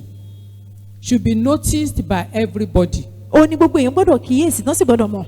That's why I said holiness is a fruit. Ó ní mo ṣe sọ wípé ìwà mímọ́ èso ni. A fruit that people will see. Èso tí àwọn ènìyàn yóò rí. A fruit that people will notice. Èso tí àwọn èèyàn yóò kíyèsí. Because there is one thing that always surprise me or wonders me. àwọn nǹkan kan wà tó máa ń yà mí lẹ́nu. When we say we are a child of God, nígbà tá a bá la jẹ́ or we ọmọ are Ọlọ́run followers of Christ, a sì jẹ́ ọmọlẹ́yìn Kristi. Paul said, Paul sọ pé emulate me ẹ jẹ́ àwòkọ́ṣe or mi follow me tàbí kẹ́ ẹ tẹ̀lé as mi I am following Christ. bí mo ṣe ń tẹ̀lé Kristi. We too, àwa náà we should be able to follow Christ. àwa náà ní láti tẹ̀lé Kristi. We should be able to follow Christ. a ní láti tẹ̀lé Kristi. And if you are saying, but we cannot see Christ, pé ṣe bá a rí Kristi. but we can see our leaders a lè rí àwọn adarí wa. who are following Christ. àwọn tí wọ́n tẹ̀lé Kristi. Who are following àwọn Christ. tí wọ́n tẹ̀lé Kristi. Paul told the people of his day, Paul sọ fún àwọn èèyàn say, nígbà follow tiẹ̀ me. ó ní ẹ tẹ̀lé That mi. is, do what I do. ẹ ṣe nǹkan tí mò ń Say ṣe. what I say. ẹ sọ tí mo Take the sọ. step I'm ẹ gbé taking. ìgbésẹ̀ tí mò ń gbé. Why will Paul say this? kí ni ìdí rẹ̀ tí Paul fi sọ. Paul is very sure of his life in torí pé Christ. ayé Paul nínú Kristi ó dá So lójú. if you are sure of your life in Christ, tí ayé wa nínú Kristi bá dá wa you lójú. will tell your children, a ó sọ fáwọn ọmọ wa pé follow me. tẹ̀lé mi. The wife will be able to say, follow in the footstep of your father. bẹ́ẹ̀ ni aya lè sọ pé ẹ tẹ̀lé ìṣiṣẹ́ bàbá yín. And the father will say, follow the footstep of your mother. bàbá náà lè sọ pé ẹ tẹ̀lé ìṣiṣẹ́ ìyá yín. But if the mother is a fighter tí ìyá bá jẹ́ oníjà and the father is a drunkard, bẹ́ẹ̀ ni bàbá sì jọ mutí.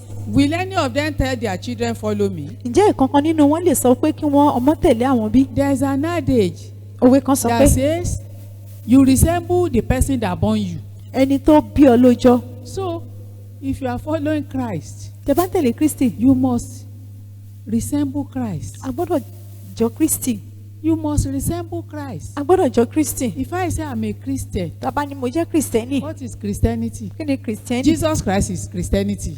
Kristi gangan. Without Jesus Christ, there is no Christianity. láìsí Kristi kò sí So if Kristẹni. I say I am a Christian, tí mo bá ní mo jẹ́ Kristẹni then I should follow my leader, my savior. mo ní láti tẹ̀lé I should adarí do- mi olùgbàlà I mi. should do whatever he does. mo ní láti ṣe ohunkóhun tó bá ṣe. And anything that I know he will not do, I will not do it. ohun tí mo sì mọ̀ pé kò ní ṣe mí náà ò ní ṣe. Praise the Lord. hallelujah Praise the living Jesus. hallelujah. So we should be like our master Jesus. a gbọ́dọ̀ dàbí ọ̀gá wa Jésù Kristi. We have a song when I was very young. There is a song we used to sing. ó ní orin kan tá a máa ń kọ I láti said, mo I wà want to lọ́dọ̀ be like Jesus pé Christ. mo fẹ́ dàbí Kristi. We have never seen him fighting. àárí kó jàre. You have never seen him gossiping. àárí kó sọ̀rọ̀ You have ẹ̀yìn. never seen him cheating. àárí kó You yànyàn have jẹ. never seen him committing adultery. àárí kó So ṣàgbèrè. if you as a Christian ènìyàn gẹ́gẹ́ bí Kristẹni that is expected to be a good example, tí à ń retí kó jẹ́ and àpẹẹrẹ what we rere. are seeing in you is not a good example. ṣùgbọ́n tá à ń rí nínú rẹ̀ kì í ṣe àpẹẹrẹ People rere. cannot say, I want to be like this person. àwọn èèyàn lè sọ pé mo fẹ́ dàbí èèyàn yìí. But when we say we are living a holy, we want to live a holy life. ṣùgbọ́n gbàtà bá ń sọ pé a fẹ́ gbé ìgbé ayé wa mímọ́. Jesus lives a holy life. Jésù gbé ìgbé ayé wa mímọ́. His disciples also live a holy life. àwọn ọmọ ẹ̀yìn rẹ̀ pẹ̀lú gbé ìgbé ayé wa mímọ́. They live a holy life. wọ́n gbé ìgbé ayé wa mímọ́. You must live a life that has no blemish. a gbọ́dọ̀ gbé ìgbé ayé tí kò ní You àbàwọ́n. must strive as much as it is in the power of your hand. a gbọ́dọ̀ gbìyànjú ká tiraka bí ó ti wà nínú àwọ̀ wa agbára Live wa. like your ká master. dàbí ọ̀gá wa. Live like your master. ká gbé ìgbé ayé wa bíi ti ọ̀gá wa. First Peter chapter 1 verse 15 says, Pétérù kìíní orí karùn-ún verse 15b, he said, as he who called you is holy, then you also must be holy. First Peter 1 chapter 1 verse 15 and 16. Pétérù kìíní orí kìíní ẹsẹ̀ karùn-ún-dín-ní-ogún àti kẹrìndínlógún. He says, First Peter chapter 1 verse 15 and 16. Pétérù kìíní orí kìíní ẹsẹ̀. But as he which hath called you is holy, so be ye holy in all manner of conversation, because it is written, be ye holy, for I am holy. Holy. Pétérù kìíní orí kìíní láti ẹsẹ̀ kẹrìndínlógún. ó ní pé ṣùgbọ́n gẹ́gẹ́ bí ẹni tí ó pè yín ti jẹ́ mímọ́ bẹ́ẹ̀ ni kí ẹ̀yin náà sì jẹ́ mímọ́ nínú In all manner of conversation. ìwà yín gbogbo. 16. nítorí a ti kọ pé ẹ jẹ́ mímọ́ nítorí tí mo jẹ́ mímọ́. Praise the Lord. Hallelujah. I told you, I said, living a holy life is something you practice every day. mo sọ fún wọn wípé láti gbé ìgbé ayé ìwà mímọ́ ó jẹ́ nǹkan tá a ní láti máa ṣe To lójoojúmọ́. live a holy life is livable. It ká is gbàgbọ́ wípé practicable. láti jẹ́ mímọ́ tàbí láti gbé ìgbé ayé ìwà mímọ́ ó jẹ́ nǹkan tó ṣeé ṣe. It is possible. ó ṣeé ṣe. Only as he who has called you is holy, ó ní bí ẹni tí ó pè yín ti jẹ́ then mímọ́ you also will be holy. bẹ́ẹ̀ ni kí ẹ̀yin kí ó jẹ́ In mímọ́. what? nínú kíni? In all manner of conversation, nínú gbogbo ọ̀rọ̀ yín gbogbo, in your actions, nínú ìṣe yín, in your attitude, nínú ìwàsí in yín, your character. nínú ìwà yín. Holiness is not something you struggle to live. bẹ́ẹ̀ ni ìwà mímọ́ kì í ṣe ohun tí à ń tiraka. If you are struggling to live a holy life, you cannot attain holiness. tá a bá ń tiraka láti gbé ìgbé ayé mímọ́ èèyàn ò lè débi mímọ́. It is just as you receive your salvation, bí ènìyàn ti gba ìgbàlà bẹ́ẹ̀ so ló ti also rí. you receive your sanctification or holiness. bẹ́ẹ̀ náà ni èèyàn ṣe gba Because the ìwà Bible mímọ́. says, put off the old man. bẹ́ẹ̀ ni mo ní ẹ bọ́ ìwà àtijọ́ nì sílẹ̀. Put off the old man. ẹ bọ́ ògbólógbòó ọkùnrin nì sílẹ̀. Unfortunately, that is not how most Christians live nowadays. pé ní òde òní kì í ṣe báyìí ni àwọn kìrìsìtẹ́nì ń gbé. You see Christians come to church on Sunday. jàre kìrìsìtẹ́nì tó ń wá sílé ìjọsìn ní ọjọ́ olúwa. They walk nicely, they come nicely, they talk nicely. wọ́n á wọnú ìjọ wá bó ti tọ́ bó ti yẹ wọ́n á rìn. But from Monday to Saturday, ṣùgbọ́n láti ọjọ́ ajé they live another life. títí di ọjọ́ àbámẹ́ta call it ìgbé ayé double mìíràn. life.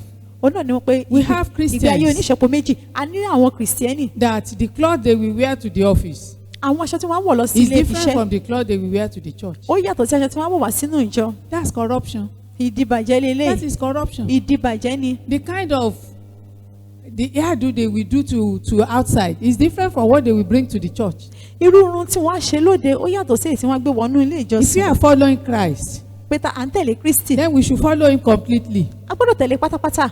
Not doing hypocrisy. kì í ṣe ká má ṣàwọn You come agabangebe. to church on Sunday, tá a bá wá sílé when ìjọsìn somebody lọ́jọ́ olúwa. match you, téèyàn kan bá tẹni mọ́lẹ̀. and the person says, so you say, "Brother, don't worry, ẹ don't worry." má bínú ẹ má bìkítà ẹ má bìkítà. But on Monday, ṣùgbọ́n tó bá dọjọ́ ajé somebody push you at the bus stop, èèyàn kan tì yín Ah. lójú ọ̀nà and you begin to shout. ẹ wá bẹ̀rẹ̀ sí ní You pariwo begin to talk, ẹ bẹ̀rẹ̀ sí ní sọ̀rọ̀. and people will look at you. àwọn èèyàn wò yín pé Maybe you are carrying tracts, bóyá etí ẹ̀ wá or mú your Bible ìwé is in your hand. ọ̀rọ̀ Ọlọ́run dání. What do you think they will say?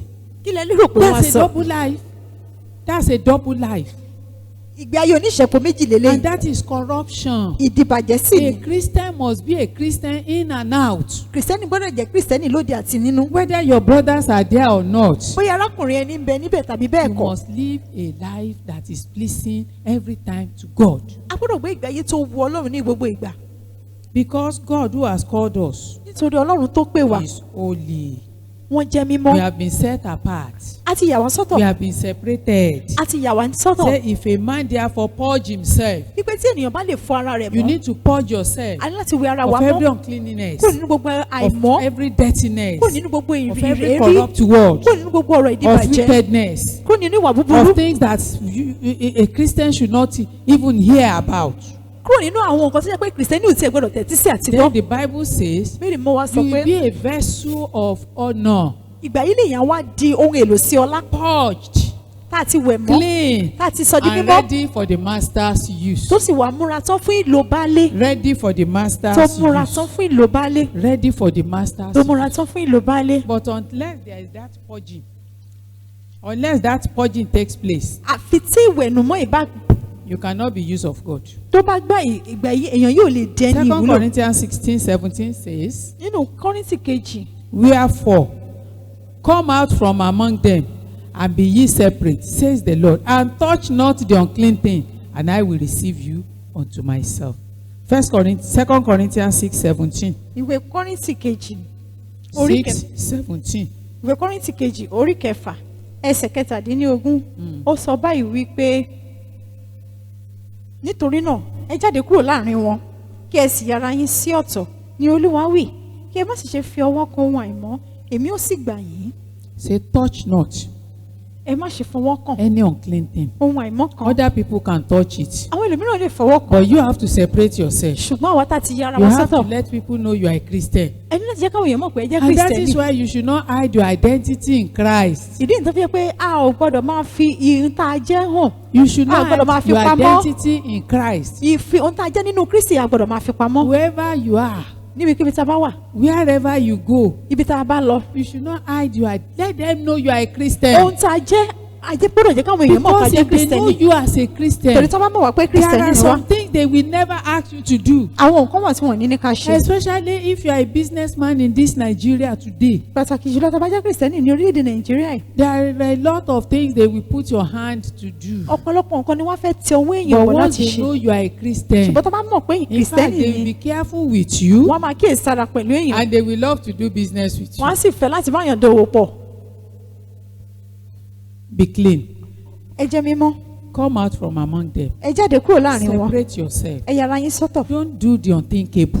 ẹ má ṣeun tẹ́ ẹ rò. Don't do things that you will not be able to stand aright and say, this is what God has done for me in this thing. ẹ má ṣe tó jẹ́ pé ẹ ní lè dúró tiri láti sọ pé ohun tọ́lọ́run ṣe fún mi nínú nǹkan yìí lélẹ́yìí rárá, ẹ má Isaiah ṣe. 52, Isaiah chapter 52 verse 11. ìwé àìsáyà orí kejìléníàádọ́ta ẹsẹ̀ Let's kọkànlá. see what Isaiah is saying to us there. ẹ jẹ́ ká wo nǹkan tí àìsáyà ń sọ fún wa And he's bẹ́ẹ̀, saying it to all Christians. tó ń sọ fún gbogbo kìrìsìtẹ́nì. Isaiah chapter 52 verse 11. ìwé àìsáyà orí Say, kejìléníàádọ́ta. depart ye, go ye out from them. Touch no unclean thing. Go ye out of the midst of her. Be ye clean, that bear the vessels of the Lord. ó ní ẹ fà sẹ́yìn, ẹ fà sẹ́yìn, ẹ jáde kúrò láàrin rẹ̀, ẹ má fọwọ́ kan ohun àìmọ́ kan, ẹ kúrò láàrin rẹ̀, ẹ jẹ́ mímọ́, ẹ̀yin tí ń gbé ohun èlò olúwa. You are carrying the vessels of God. ẹ ń gbé ohun èlò olúwa. The blood of Jesus is upon your head. ẹ̀jẹ̀ jésù ń bẹ lórí yín. He has shed it all for you on the cross of wọ́n ti Calvary. dá sílẹ̀ lórí igi àgbélébù fún wa. Paul said, trouble me not, bẹ́ẹ̀ sọ pé because kẹ́nikẹ́ni kí ó má ṣe, I'm carrying the mark of Christ. nítorí pé mò ń gbé apá You are carrying kristi, the cross of Christ. à ń gbé àgbélébù Christ kristi, has died for you. kristi ti kú fún wa. So why will you be nailing him to èyí ṣe the tó tún cross fi máa again? kàn má Say, àgbélébù sí. depart, ẹja sọ òkodoro. depart, ó ní ẹ jẹra, go out from them. ẹ jáde kúrò láàrin Don't wọn. do what they are doing. ẹ má ṣe nǹkan tó ń ṣe, Don't do the business they are doing. ẹ má ṣe okòwò tó ń ṣe, Don't say what they are saying. ẹ má sọ tó ń sọ, Don't dress like them. ẹ má múra bí wọn, Don't behave like ẹ them. má wà bí wọn, Be separate. ẹ yára yín Let sọ́tọ̀, them know you. ẹ jẹ́ kán mọ̀ yín, Let them see you and say, you are a ẹ Christian. jẹ́ kán sọ pé kìrìsìtẹ́nì ni yín. The Bible says, bẹ́ẹ̀ ni mo sọ pé by their character, nípa ìwà wọn, by their attitude, nípa ìṣe wọn, we shall know them. wọ́n fi mọ̀ wọn. If you are a Christian, they will know you. tí a bá jẹ́ kìrìsìtẹ́nì wọ́n á mọ̀ yín. If you are a Christian of an hypocrite Christian, they will know you. tó bá sì jẹ́ kìrìsìtẹ́nì alágàbàǹgebè náà ni wọ́n á They mọ̀. depart from there. ẹ yára kúrò, ẹ fà To sẹ́yìn. live a holy life in this present life means we are not living like the world. láti gbé ìgbé ayé wà mímọ́ nínú ayé ìsinsìnyí tí a wà yìí, ó túmọ̀ sí pé a ò ń ṣe ti ayé. We are not thinking like the world will think. a kì í rò bí ayé bí ó We are ti rò. not engaging in sin as the world engaged. a kì í kópa nínú ẹ̀ṣẹ̀ bí ayé ti ń In kópa. 1 John chapter 2, nínú Jòhánù kìíní orí 1 kejì. John chapter 2 Jòhánù kìíní orí is a kejì. popular verse, ó jẹ́ ẹsẹ̀ tí ó wọ́pọ̀. but we are not taking it to heart. We are not taking it to our heart. ṣùgbọ́n a kì í 1 fi John sọ́kàn. chapter 2, Jòhánù verse kìíní orí 15 to kejì 17. ẹsẹ̀ 15. karùndínlógún títí dé ìkẹtàdínlógún. They love not the world, neither the things that are in the world. If any man love the world, the love of the Father is not in him. For all that is in the world, the lust of the flesh, the lust of the eyes, the pride of life, is not of the Father, but is of the world. And the world passeth away, and the lust thereof. But he that doeth the will of God abideth forever. ẹ má ṣe fẹ́ràn ayé tàbí ohun tí ń bẹ nínú ayé. bí ẹnikẹ́ni bá fẹ́ràn ayé, ìfẹ́ bàbá kò sí ní inú rẹ̀. nítorí ohun gbogbo tí ń bẹ ní ayé, ìfẹ́kúfẹ̀ẹ́ ara àti ìfẹ́kúfẹ̀ẹ́ ojú àti ìrẹ́ra àyà kì í ṣe ti bàbá bí kò ṣe ti ayé. ayé sì ń kọjá lọ àti ìfẹ́kúfẹ̀ẹ́ rẹ̀, ṣùgbọ́n ẹni tí ó bá ń ṣe ìfẹ́ Ọlọ́run ni yóò dúró láéláé. The three things that can make a person to be like the people of the world is this. ohun mẹ́ta tó lè mú kéèyàn jẹ́ ènìyàn bíi ti àwọn The ayé. lust of the flesh. òun náà ni ìfẹ́kúfẹ̀ẹ́ ti ara. Your flesh wants this.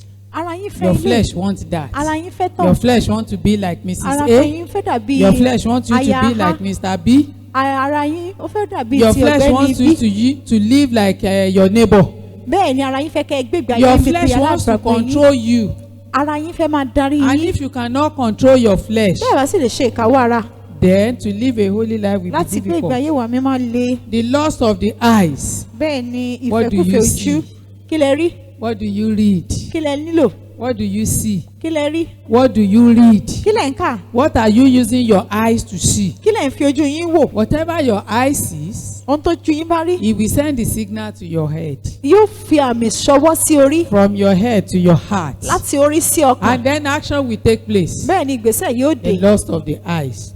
Ìfẹ́kúfẹ̀ẹ́ And the ojú. pride of life. Àti ìrera ayé. What you are not, you want to be. Ohun tí èyàn ò jẹ́ ó fẹ́ What jẹ. you cannot be, you want to be. Ohun tí kò lè dì ó I fẹ́ want dì. to be like A. Mo fẹ́ dàbí I A. want to be like B. Mo fẹ́ dàbí B. And because of that, Àti you nítorí put rẹ̀, yourself into ó trouble. fi ara rẹ̀ sínú Put ìyọnu. yourself into problem. Ó fi ara rẹ̀ sínú The wàhálà. lust of the eyes. Only Ìrera. all these three things are not of the Father, Àwọn nǹkan mẹ́tẹ̀ẹ̀ta àwọn kì í ṣe but ti they are bàbá. of the world. Ṣùgbọ́n wọ́n jẹ́ ti It ayé. is the world that want to buy the whole world. Ayé olófẹ́ ra gbogbo It àgbáyé. is the world that want to buy everything.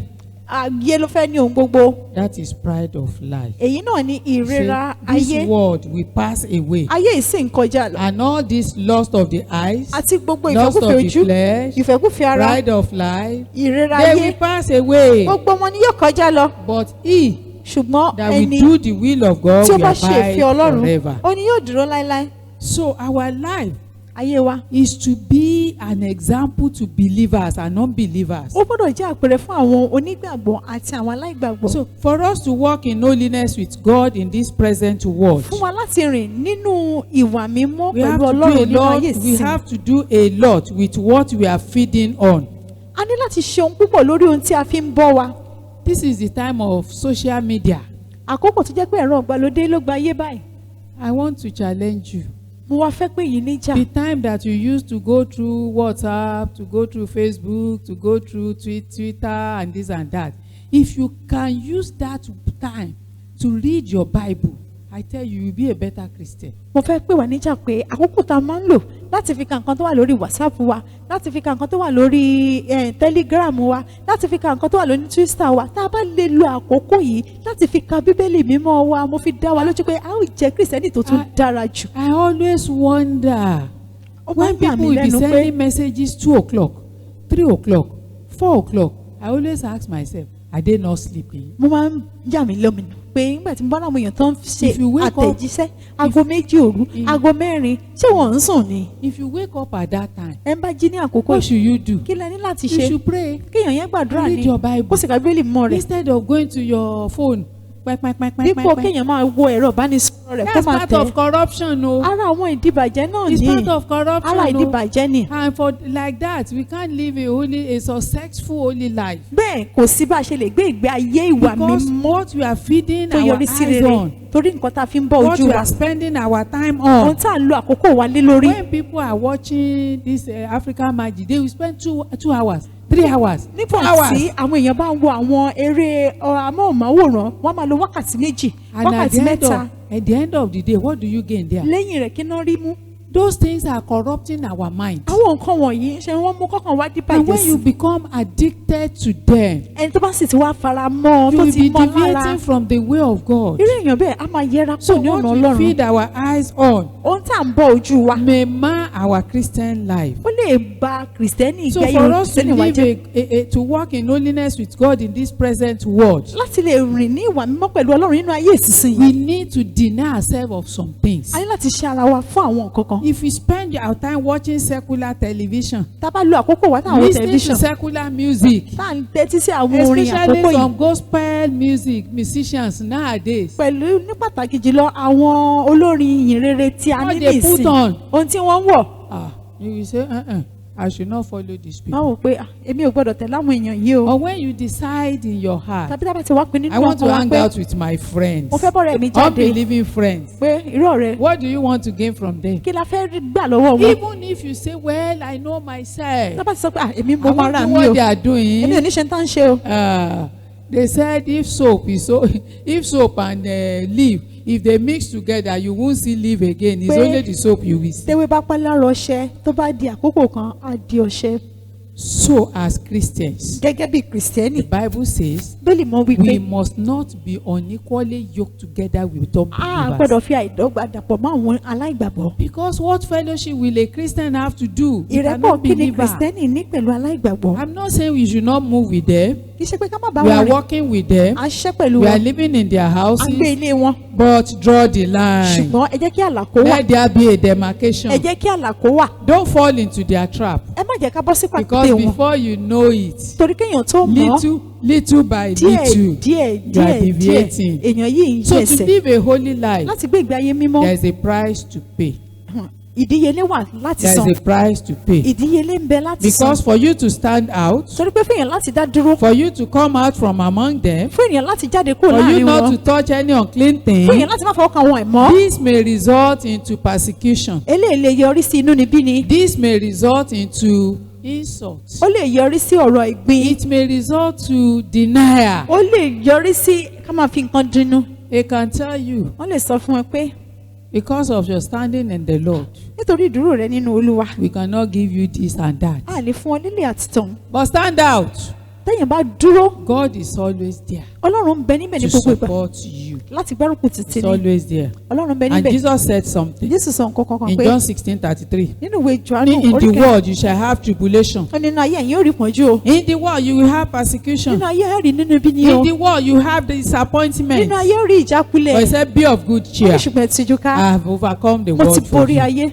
And Mo he ti will ṣẹ́gun. overcome for us in yóò sì Jesus' ṣẹ́gun name. fún ọ lórúkọ Jésù. And I said, to live a holy life, there's a price to pay. mo sọ pé láti gbé ìgbé ayé wà mímọ́ In John ìdíyelé wà láti sọ. 17:14, nínú ìwé Jòhánù Jesus said, I have given them my word, Jésù sọ pé ọ̀rọ̀ rẹ mo ti fi and fún the wọn. world has hated them ayé sì kórìíra wọn. because they are not of the torí world, pé wọn kì í ṣe ti ayé. even as I'm not of the bí èmi kì í world. ti ṣe ti ayé. There is honor and there is blessing for whosoever is being persecuted, though. ìbùkún wà fún ẹnikẹ́ni tí a bá ń ṣe inúnibíni sí. Because Jesus said, torí Jésù sọ pé blessed are they, ìbùkún ni fún àwọn those who are persecuted for righteousness' sake. àwọn tó yẹ pé wọ́n ṣe inúnibíni Said nítorí there is a òdodo. blessing, special blessing ó for ní you. àgbókì àkànṣe ìbùkún ń bẹ fún wọn. What is the blessing? kí ni ìbùkún náà? The kingdom of God belongs to you. ìjọba Ọlọ́run jẹ́ tiyín. So if they persecute Jesus tí wọ́n bá lè ṣe inúnibíni sí Kristi. because he refused to compromise with the Jews of his days, torí pé ó kọ̀ láti gbọ̀gẹ̀jẹ́ pẹ̀lú àwọn Júù ní and they àkókò hated rẹ̀. him for it. wọ́n sì kórìíra rẹ̀ But fún. at the end, Jesus triumphed. lẹ́yìn ọ̀rẹ́ Jésù ṣẹ́gun. Stand out for Christ. ẹ dúró tiri fún The Kristi. last one, 3 ways or 3 habits of living a holy life. èyí tó gbẹ̀yìn ọ̀nà mẹ́ta tí a fi lè gbé ìgbé ayé wà Number mímọ́. 1, àkọ́kọ́ when you were born again, nígbà tí ẹ kọ́kọ́ di àtúnbí. you were translated ayé yín padà from the kingdom of darkness láti inú ìjọba òkùnkùn into the kingdom of God's Son. sínú ìjọba ọmọ Ọlọ́run. You will see that one in Colossians chapter 1 verse 4. eléyìí wà nínú ìwé Kólósè orí kìíní ẹsẹ̀ kejìdínlógún. No, Colossians chapter 1 verse 13. ìwé Kólósè orí kìíní ẹsẹ̀ kẹtàlá. That when you are born again, pé nígbà tí èèyàn di àtúnbí.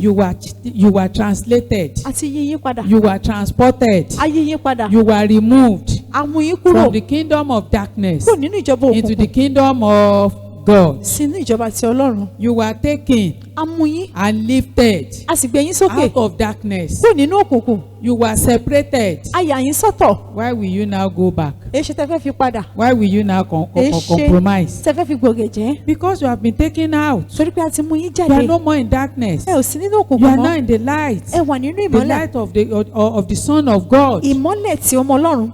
Let me tell you one thing. ẹ jẹ́ n sọ nǹkan fún yín. Devil cannot make you to go back to that darkness without your consent. bẹ́ẹ̀ ni èṣù kò ní fàyè gbà yín láti padà sínú òkùnkùn yẹn láì jẹ́ pé ẹ ní ọwọ́ nínú He rẹ̀. will come with various suggestions. a wá pẹ̀lú onírúurú àbá. Suggestions that when you look at it, you say this one is not bad. àwọn àbá tẹ́ ẹ bá wò pé eléyìí ò burú. So it is only with your consent. pẹ̀lú wípé ẹ̀yin gan mọ̀ nípa rẹ̀. Satan cannot do anything without your approval. Sátánì ò lè ṣe nǹkan kan láì jẹ́ pé ẹ̀yin náà fọwọ́ sí i. So if Jesus has translated you from darkness to light, tí Jésù bá ti wá yí yín padà kúrò nínú òkùnkùn láti inú for òkùnkùn you já sínú to ìmọ́lẹ̀ go back, fún yín láti padà. Satan will need your consent. Sátánì á fẹ́ nílò ìfọwọ́sí And you yín. know that God also bákan náà pé will Ọlọ́run not force you to stay in the light. àwọn náà ò ní fipá mú yín láti wà It nínú is your ìmọ́lẹ̀. choice.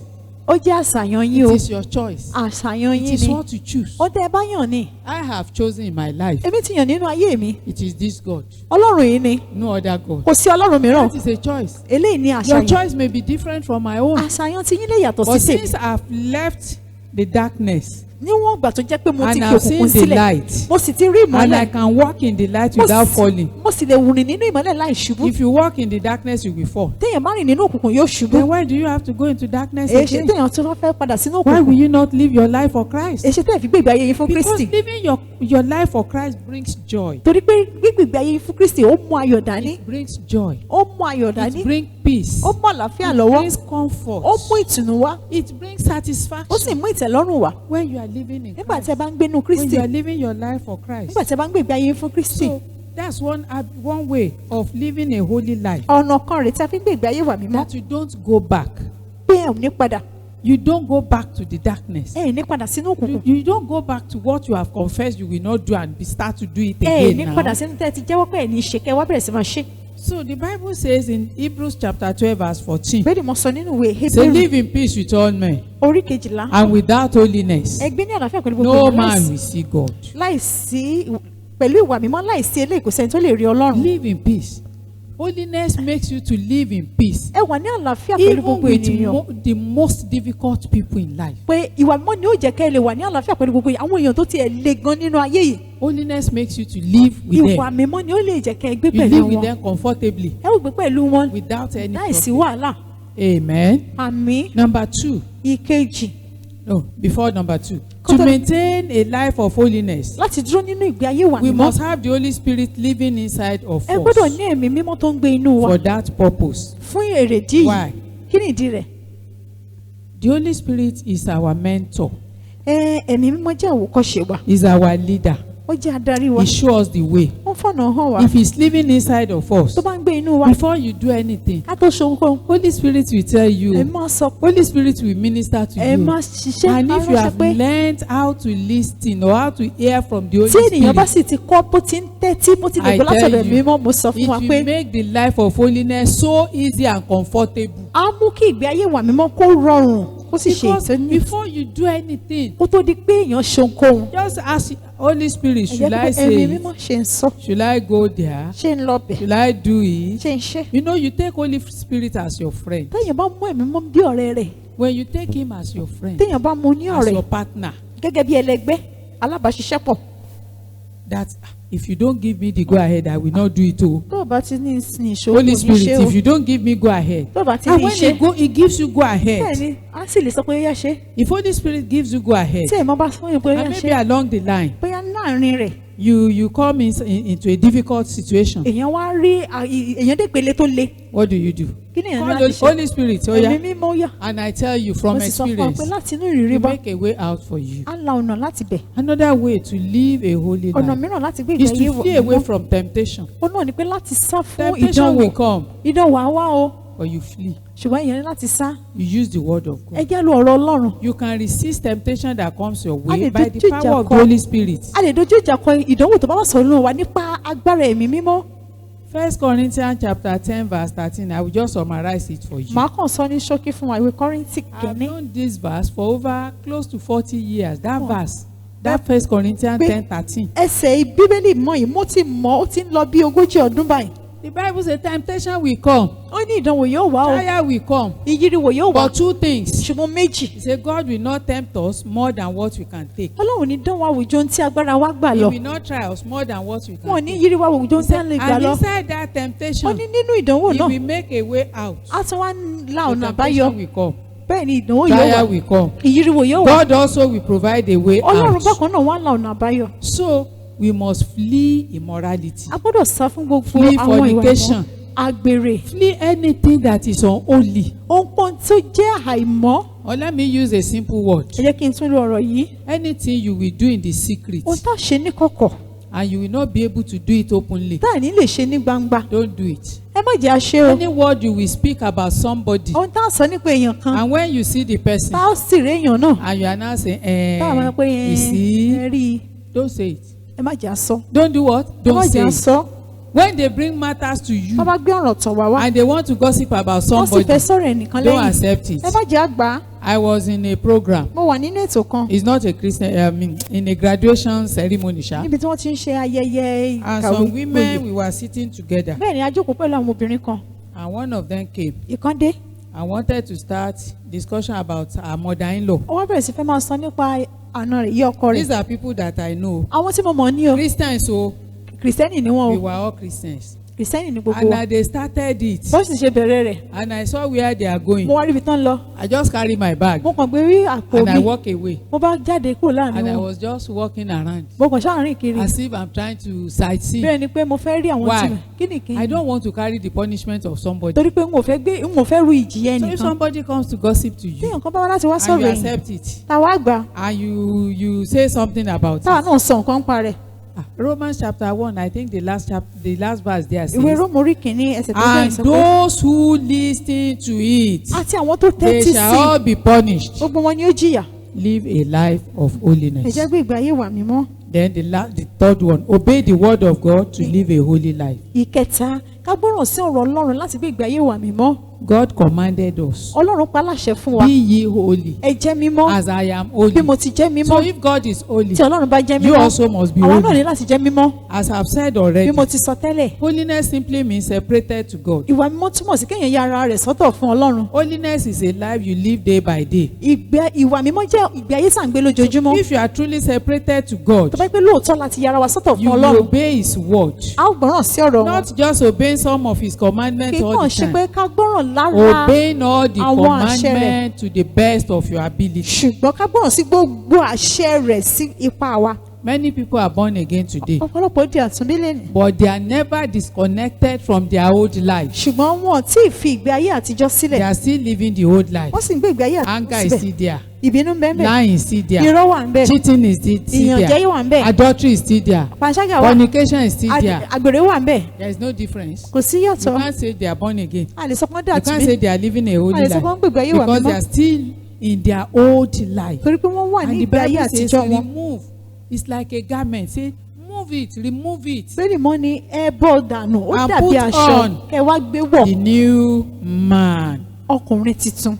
People like that. Irú For àwọn you to bẹ́ẹ̀ live a holy life, fún ọ láti gbé ìgbé ayé you wà must mímọ́. read the word of Wọ́n God. gbọ́dọ̀ ka ọ̀rọ̀ You Ọlọ́run. must pray. Wọ́n gbọ́dọ̀ gbàdúrà. Listen to the Holy Wọ́n gbọ́dọ̀ Holy tẹ́tí Spirit. sí ẹ̀mí mímọ́. Holiness is what change on the outside that enables you to walk freely. Ìwà mímọ́ ni ohun tó yí padà lóde tó fún ni láǹfààní àbí àyè láti rìn ní òmìnira. Sin has not changed. Ẹ̀ṣẹ̀ ò yí padà. Sin is still sin. Ẹ̀ṣẹ̀ ni. And obeying the word of God is still the same today. Láti gbọ́ràn sí ọ̀rọ̀ Ọlọ́run bákan náà ní lónìí. So if sin has not changed, Tí ẹ̀ṣẹ̀ ò bá yí padà. the commandment of God has also not changed. Àṣẹ Ọlọ́run bákan náà náà ò yí So padà. to live a holy Láti gbé life, ìgbé ayé wà mímọ́. we don't go by what the world says is good or right. A kì í lọ nípa ohun tí ayé bá sọ pé ó tọ́ tàbí dára. Isaiah chapter 5 verse 20. Ìwé- I'll just read it. Woe unto them that call evil good and good evil, that put darkness for light and light for darkness, that put bitter for sweet and sweet for bitter. Isaiah 5:20. Lastly, let's pray.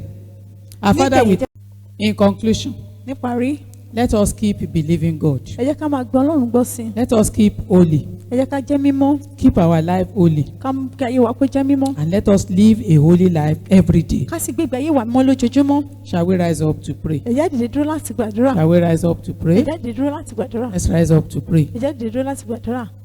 Let's thank God for this teaching. Ẹ jẹ́ dúpẹ́ lọ́wọ́ Ọlọ́run fún ẹ̀kọ́ yìí. Let's bless the name of the Lord. Ẹ jẹ́ ká fi ìbùkún fún orúkọ Olúwa. That you and I, Bí ẹ̀yin àti èmi, we can be a beneficiary of this word. a lè jẹ́ alábàápín nínú ọ̀rọ̀ yìí. Pray in Jesus' Ẹ name. jẹ́ gbàdúrà lórúkọ Our Jésù. Father, we thank you Bàbá wa for dúpẹ́ this lọ́wọ́ yín word. fún ọ̀rọ̀ yìí. Thank you, God of heaven, that you have made us a beneficiary of your word. We thank you for you have taught us how we can live our life in this time, in this present world as Christians. Father, we thank you because we need this word and more than this. In Jesus' name we have prayed. Ní orúkọ Jésù láti Let's gbàdúrà. pray and tell the Ẹ Lord. jẹ́ gbàdúrà ká sọ fún We have Ọlọ́run. seen from our teaching A ti rí láti inú ẹ̀kọ́ wa wá. what holiness is. Ohun tí ìwà mímọ́ jẹ́. Are you living a holy life? ǹjẹ́ ń gbé ìgbé ayé ìwà mímọ́ bí? Do you desire to live a ǹjẹ́ holy tiẹ̀ ń life? fẹ́ láti gbé ìgbé ayé ìwà mímọ́? But the first step is salvation. Ìgbésẹ̀ àkọ́kọ́ ní ìgbàlà. Have you been born again? ǹjẹ́ ẹ ti di àtúnbí? Have you confessed your sins ẹ á ti before the jẹ́wọ́ Lord? ẹ̀ṣẹ̀ yín níwájú Olúwa. Or maybe you have been born again, but now you are not sure again. Tàbí kó jẹ́ pé ẹ ti di àtúnbí rí ní ìsìn ẹ̀ ní ìdánilójú rẹ̀ mọ́. As we close our eyes, Bí a ti ń di ojú wa. let's pray and tell the Ẹ jẹ́ Lord, gbàdúrà ká sọ fún Father, Olúwa. here I am. Bàbá èmi rèé You o. know me more than Ẹ mọ̀ myself. mí ju ara mi lọ. I know I am a sinner. Mo mọ̀ pé ẹlẹ́ṣẹ̀ ni mí. I know I've come short of your Mo mọ̀ pé glory. mo ti kùnà ògo yín. I know I am not living a Mo mọ̀ pé righteous mo gbé life. ìgbé ayé ìwà mímọ́. But as I'm standing before you this Bí evening, mo ṣe ń dúró níwájú yín I ní want you to àṣálẹ́. forgive me Mo my fẹ́ kẹ́ sin. dárí ẹ̀ṣẹ̀ mi jì mí. I want you to forgive me my Mo fẹ́ kẹ́ sin. dárí ẹ̀ṣẹ̀ mi jì I mí. know your word have said that every man, every woman are born of sin. Mo mọ̀ pọ́nrọ̀ yín sọ pé gbogbo ènìyàn àtọkùnrin àtobìnrin la bí nínú But ẹ̀ṣẹ̀. I'm praying that you will forgive me my Mo sin. gbàdúrà pé ó dárí ẹ̀ṣẹ̀ tèmi I jì want to mí. be in right standing with you. Mo fẹ́ wà ní ìdúró déédéé pẹ̀lú Forgive me yín. all my Ẹ sins. dárí gbogbo ẹ̀ṣẹ̀ And mi let the jì blood mí. of Jesus Ẹ wash jẹ́ me. kí ẹ̀jẹ̀ Jésù kó Pray wẹ̀ mí in mọ́. Jesus' Ẹ jẹ́ name. gbàdúrà lórúkọ Father, Jésù. Lord, in heaven, as Bàbá many ní ọ̀run, that are gbàdúrà. praying at this time, confessing their sins before you, I pray, God, that you forgive them their sins in the mighty name of Jesus. I pray, Lord, that you will cleanse their heart from every unrighteousness, from every guilt, in the mighty name of Jesus. In Jesus' name, we have Ní prayed. orúkọ Jésù la gbàdúrà. Now that you have prayed Ní the ìsìn prayer of tẹ̀sí gbàdúrà salvation, ìgbàlà. you can also pray for Ẹ tún lè sanctification. gbàdúrà fún ìsọdi You mímọ́. can also ask God to make you to live a holy Ọlọ́run life. kó ràn yín lọ láti gbé ìgbé ayé So wà you are mímọ́. going to pray Ẹ ó gbàdúrà. and you will tell the Ẹ Lord. sọ fún Olúwa. Even those of you that are born again, Fún èyí tẹ́ ti di you are àtúnbí. sure of your Ẹ ní salvation, ìdánilójú ìgbàlà but yín. you know that something is still Ṣùgbọ́n ẹ missing. mọ̀ pé nǹkan kan You are sọnù. still doing some things Ẹ that sì you are ń not ṣe àwọn supposed to nǹkan kan do. tí ò yẹ kẹ́ ẹ ṣe. Here also you can pray. Ẹ̀yin bákan náà lè If you gbàdúrà. are deciding now Tẹ́ bá wà that I báyìí. want to live a holy Tẹ́ ẹ mú life, ìpinnu pé ẹ I fẹ́ gbé want to ìgbé ayé wà please mímọ́. God. Ẹ fẹ́ wù. Just as a woman will strive to please her husband, Gẹ́gẹ́ bí obìnrin á ti tiraka gbìyànjú so láti you wù also ọkọ can rẹ̀. pray, God, I want Nínú to ilé please ìgbàdúrà you pé Olúwa mo fẹ́ wù yín in Olúwa. everything, Nínú ohun in gbogbo. every area of my life, Gbogbo ọ̀nà ayé in my mi. business, Nínú okòwò mi. in my family. In Jesus' name, we have prayed. Let's pray and tell the Lord. Jẹ́ gbàdúrà kan sọ fún From Ọlọ́run. today, Láti òní lọ. Lord my God, Olúwa Ọlọ́run mi. give me the grace, Ẹ fún mi lórí ọ̀fẹ́. the power Agbára. to live a holy Láti life, gbé ìgbé ayé wà to mímọ́. live a life that will please you. Láti gbé ìgbé ayé tó wù. Pray in Jesus' Ẹ jẹ́ name. àsọgbàdúrà lórúkọ Father, in Jésù. the name of Jesus, Baba, I lórúkọ pray Jésù, that from àgbàdúrà today, láti after this òní lọ. teaching, give me the grace, Lẹ́yìn ẹ̀kọ́ give yẹn, me fún the mi lórí power, ọ̀fẹ́, fún mi give me the lágbára, ability ẹ fún mi ní to live a alágbára, holy life, láti gbé to ìgbé ayé wà separate mímọ́, myself for you, láti yára mi that sọ́tọ̀ I may fún be a yín, vessel of kébì bá honor, lè jẹ́ that ohun I èlò may sí be a ọlá. vessel that can use. Kébì In jẹ́ ìlú ohun èlò Jesus' tí Ọlọ́run lè lò. name, we are Lórúkọ Jésù praying. la gbàdúrà. In Jesus' name, we are Orúkọ praying. Jésù la Pray gbàdúrà. and tell the Lord. Gbàdúrà kẹsàn fún You Olúwa. know those areas that you need the help of God. Ní gbogbo ọ̀nà tí ẹ ti nílò ìrànwọ́ You Ọlọ́run. know those areas where you have been falling and rising. Ẹ mọ ọ̀nà tí ẹ ti ń ṣubú tí ẹ ti ń dìde. Pray that from today, Lord, Ẹ gbàdúrà pé láti òní lọ Olúwa. I want to live for you. Mo fẹ́ gbé ìgbé ayé mi fún I ọ. want to live for Mo you. fẹ́ gbé ìgbé ayé mi I fún ọ. am tired of this rising and falling. Ìgbé ayé ṣubú dìde yóò ti sú I mi. want to live like a Christian Mo fẹ́ gbé ìgbé ayé bíi Kìrìsìtẹ́nì. in the closet of my room, Ní ìyẹ̀wù mi. outside, Ní òde. in my business life, Nínú okòwò mi. in every area of my operation. Ní gbogbo ọ̀nà tí mo ti ń ṣe. Father, keep me holy. Olúwa ẹ jẹ́ ń Pray jẹ́ in mímọ́. Jesus' name. Àdúrà lórúkọ Father, in Jésù. the name Bàbá, of ní orúkọ Jesus, Jésù. keep me Olúwa ẹ jẹ́ ń holy. jẹ́ In and mímọ́. out. Lóde In and àti out. nínú. In and out. Lóde In àti the nínú. mighty name Olúwa of ẹ jẹ́ kí n lè Jesus. jẹ́ From mímọ́ ní now orúkọ on, Jésù oh láti Lord sìn lọ. God of Olúwa heaven, Ọlọ́run remove ọ̀run. every bot of sin Ẹ in mú my gbogbo life. ṣùgbọ́n In the ẹ̀ṣẹ̀ kúrò mighty nínú ayé name mi. of Lórúkọ Jésù Jesus. tó ní Every agbára. bot of sin, Gbogbo ṣùgbọ́n remove ẹ̀ṣẹ̀ them from nínú my ayé mi, ẹ life. mú In the kúrò. mighty Ní name orúkọ of Jésù Jesus. Kristi tó lágbára. In Jesus' name, we have Orúkọ prayed. Jésù la gbàdúrà. Lastly, you are going to pray. Níkẹyìn, a ó The gbàdúrà. Bible says, live in peace with all men Bẹ́ẹ̀ni mọ́ ni ká wà ní àlàáfíà pẹ̀lú gbogbo ènìyàn. and holiness, Àti ìwà mímọ́. without which no man will Láìsí see èyí the kò Lord. sẹ́ni tó lè rí Pray Ọlọ́run. and say, Lord, Ìjẹ́ gbàdúrà ká sọ I fún want Olúwa. to see you at the end of my Olúwa, journey in mo this fẹ́ rí world. yín o lẹ́yìn ìrìn àjò mi nínú ayé yìí. I want to see you at the end of my journey in this life. Mo fẹ́ rí yín lẹ́yìn ìrìn àjò mi nínú ayé From yìí. now on, Láti sìn ilé keep me Jésù. believing you. Ẹ ràn mí lọ́wọ́ láti máa Keep me gbà living yín a gbọ́ sí holy i. life. Kí n máa gbé ìgbà yín Pray lọ. in Jesus' Ẹ gbàdúrà name. lórúkọ Father, in the Jésù. mighty Bàbá, name lórúkọ of Jesus, Jésù. because I want to Olúwa, see you torí pé at mo the fẹ́ rí end of yín my journey lẹ́yìn here. ìrìn àjò I mi want nínú to ayé make yìí. it to eternity. Mo fẹ́ dé Father,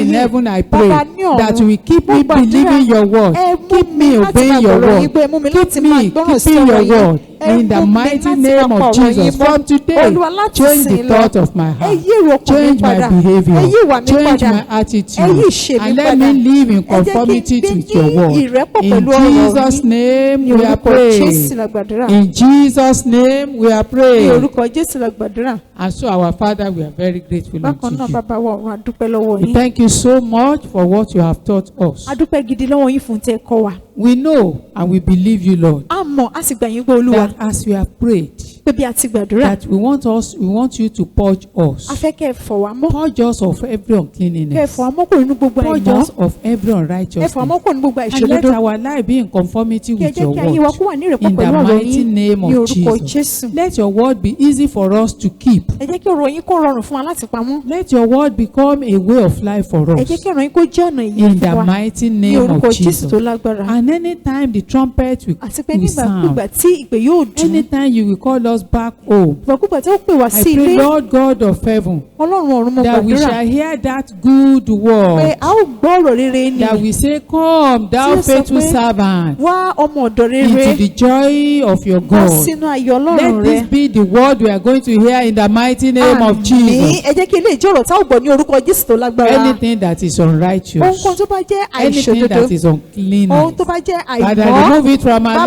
life in ẹ Jesus' mú kúrò name. nínú ayé wa lórúkọ Let the Jésù. blood of Jesus cleanse our Ẹ heart. jẹ́ kí ẹ̀jẹ̀ Jésù kó fọ ọkàn wa And mọ́. let holiness become a way of life for us in Ẹ Jesus' jẹ́ kí ìwà name. mọ́ kó jẹ́ ọ̀nà ìyè fún wa lórúkọ In Jésù. our businesses, Nínú àwọn okòwò in wa, our secular life, nínú àwọn iṣẹ́ let wa them gbé know wa, us as ẹ jẹ́ kó Christians. mọ̀ wá gẹ́gẹ́ bí In the Kristẹni. mighty name of Ní orúkọ Jesus. Jésù Kristi Thank tó you, lágbára. our Ẹ God ṣeun and our Ọlọ́run Lord. wa àti For Olúwa in wa. Jesus' Ní name orúkọ we are Jésù praying. la gbàdúrà. Amen. Àmín. Thank you. Ẹ ṣé.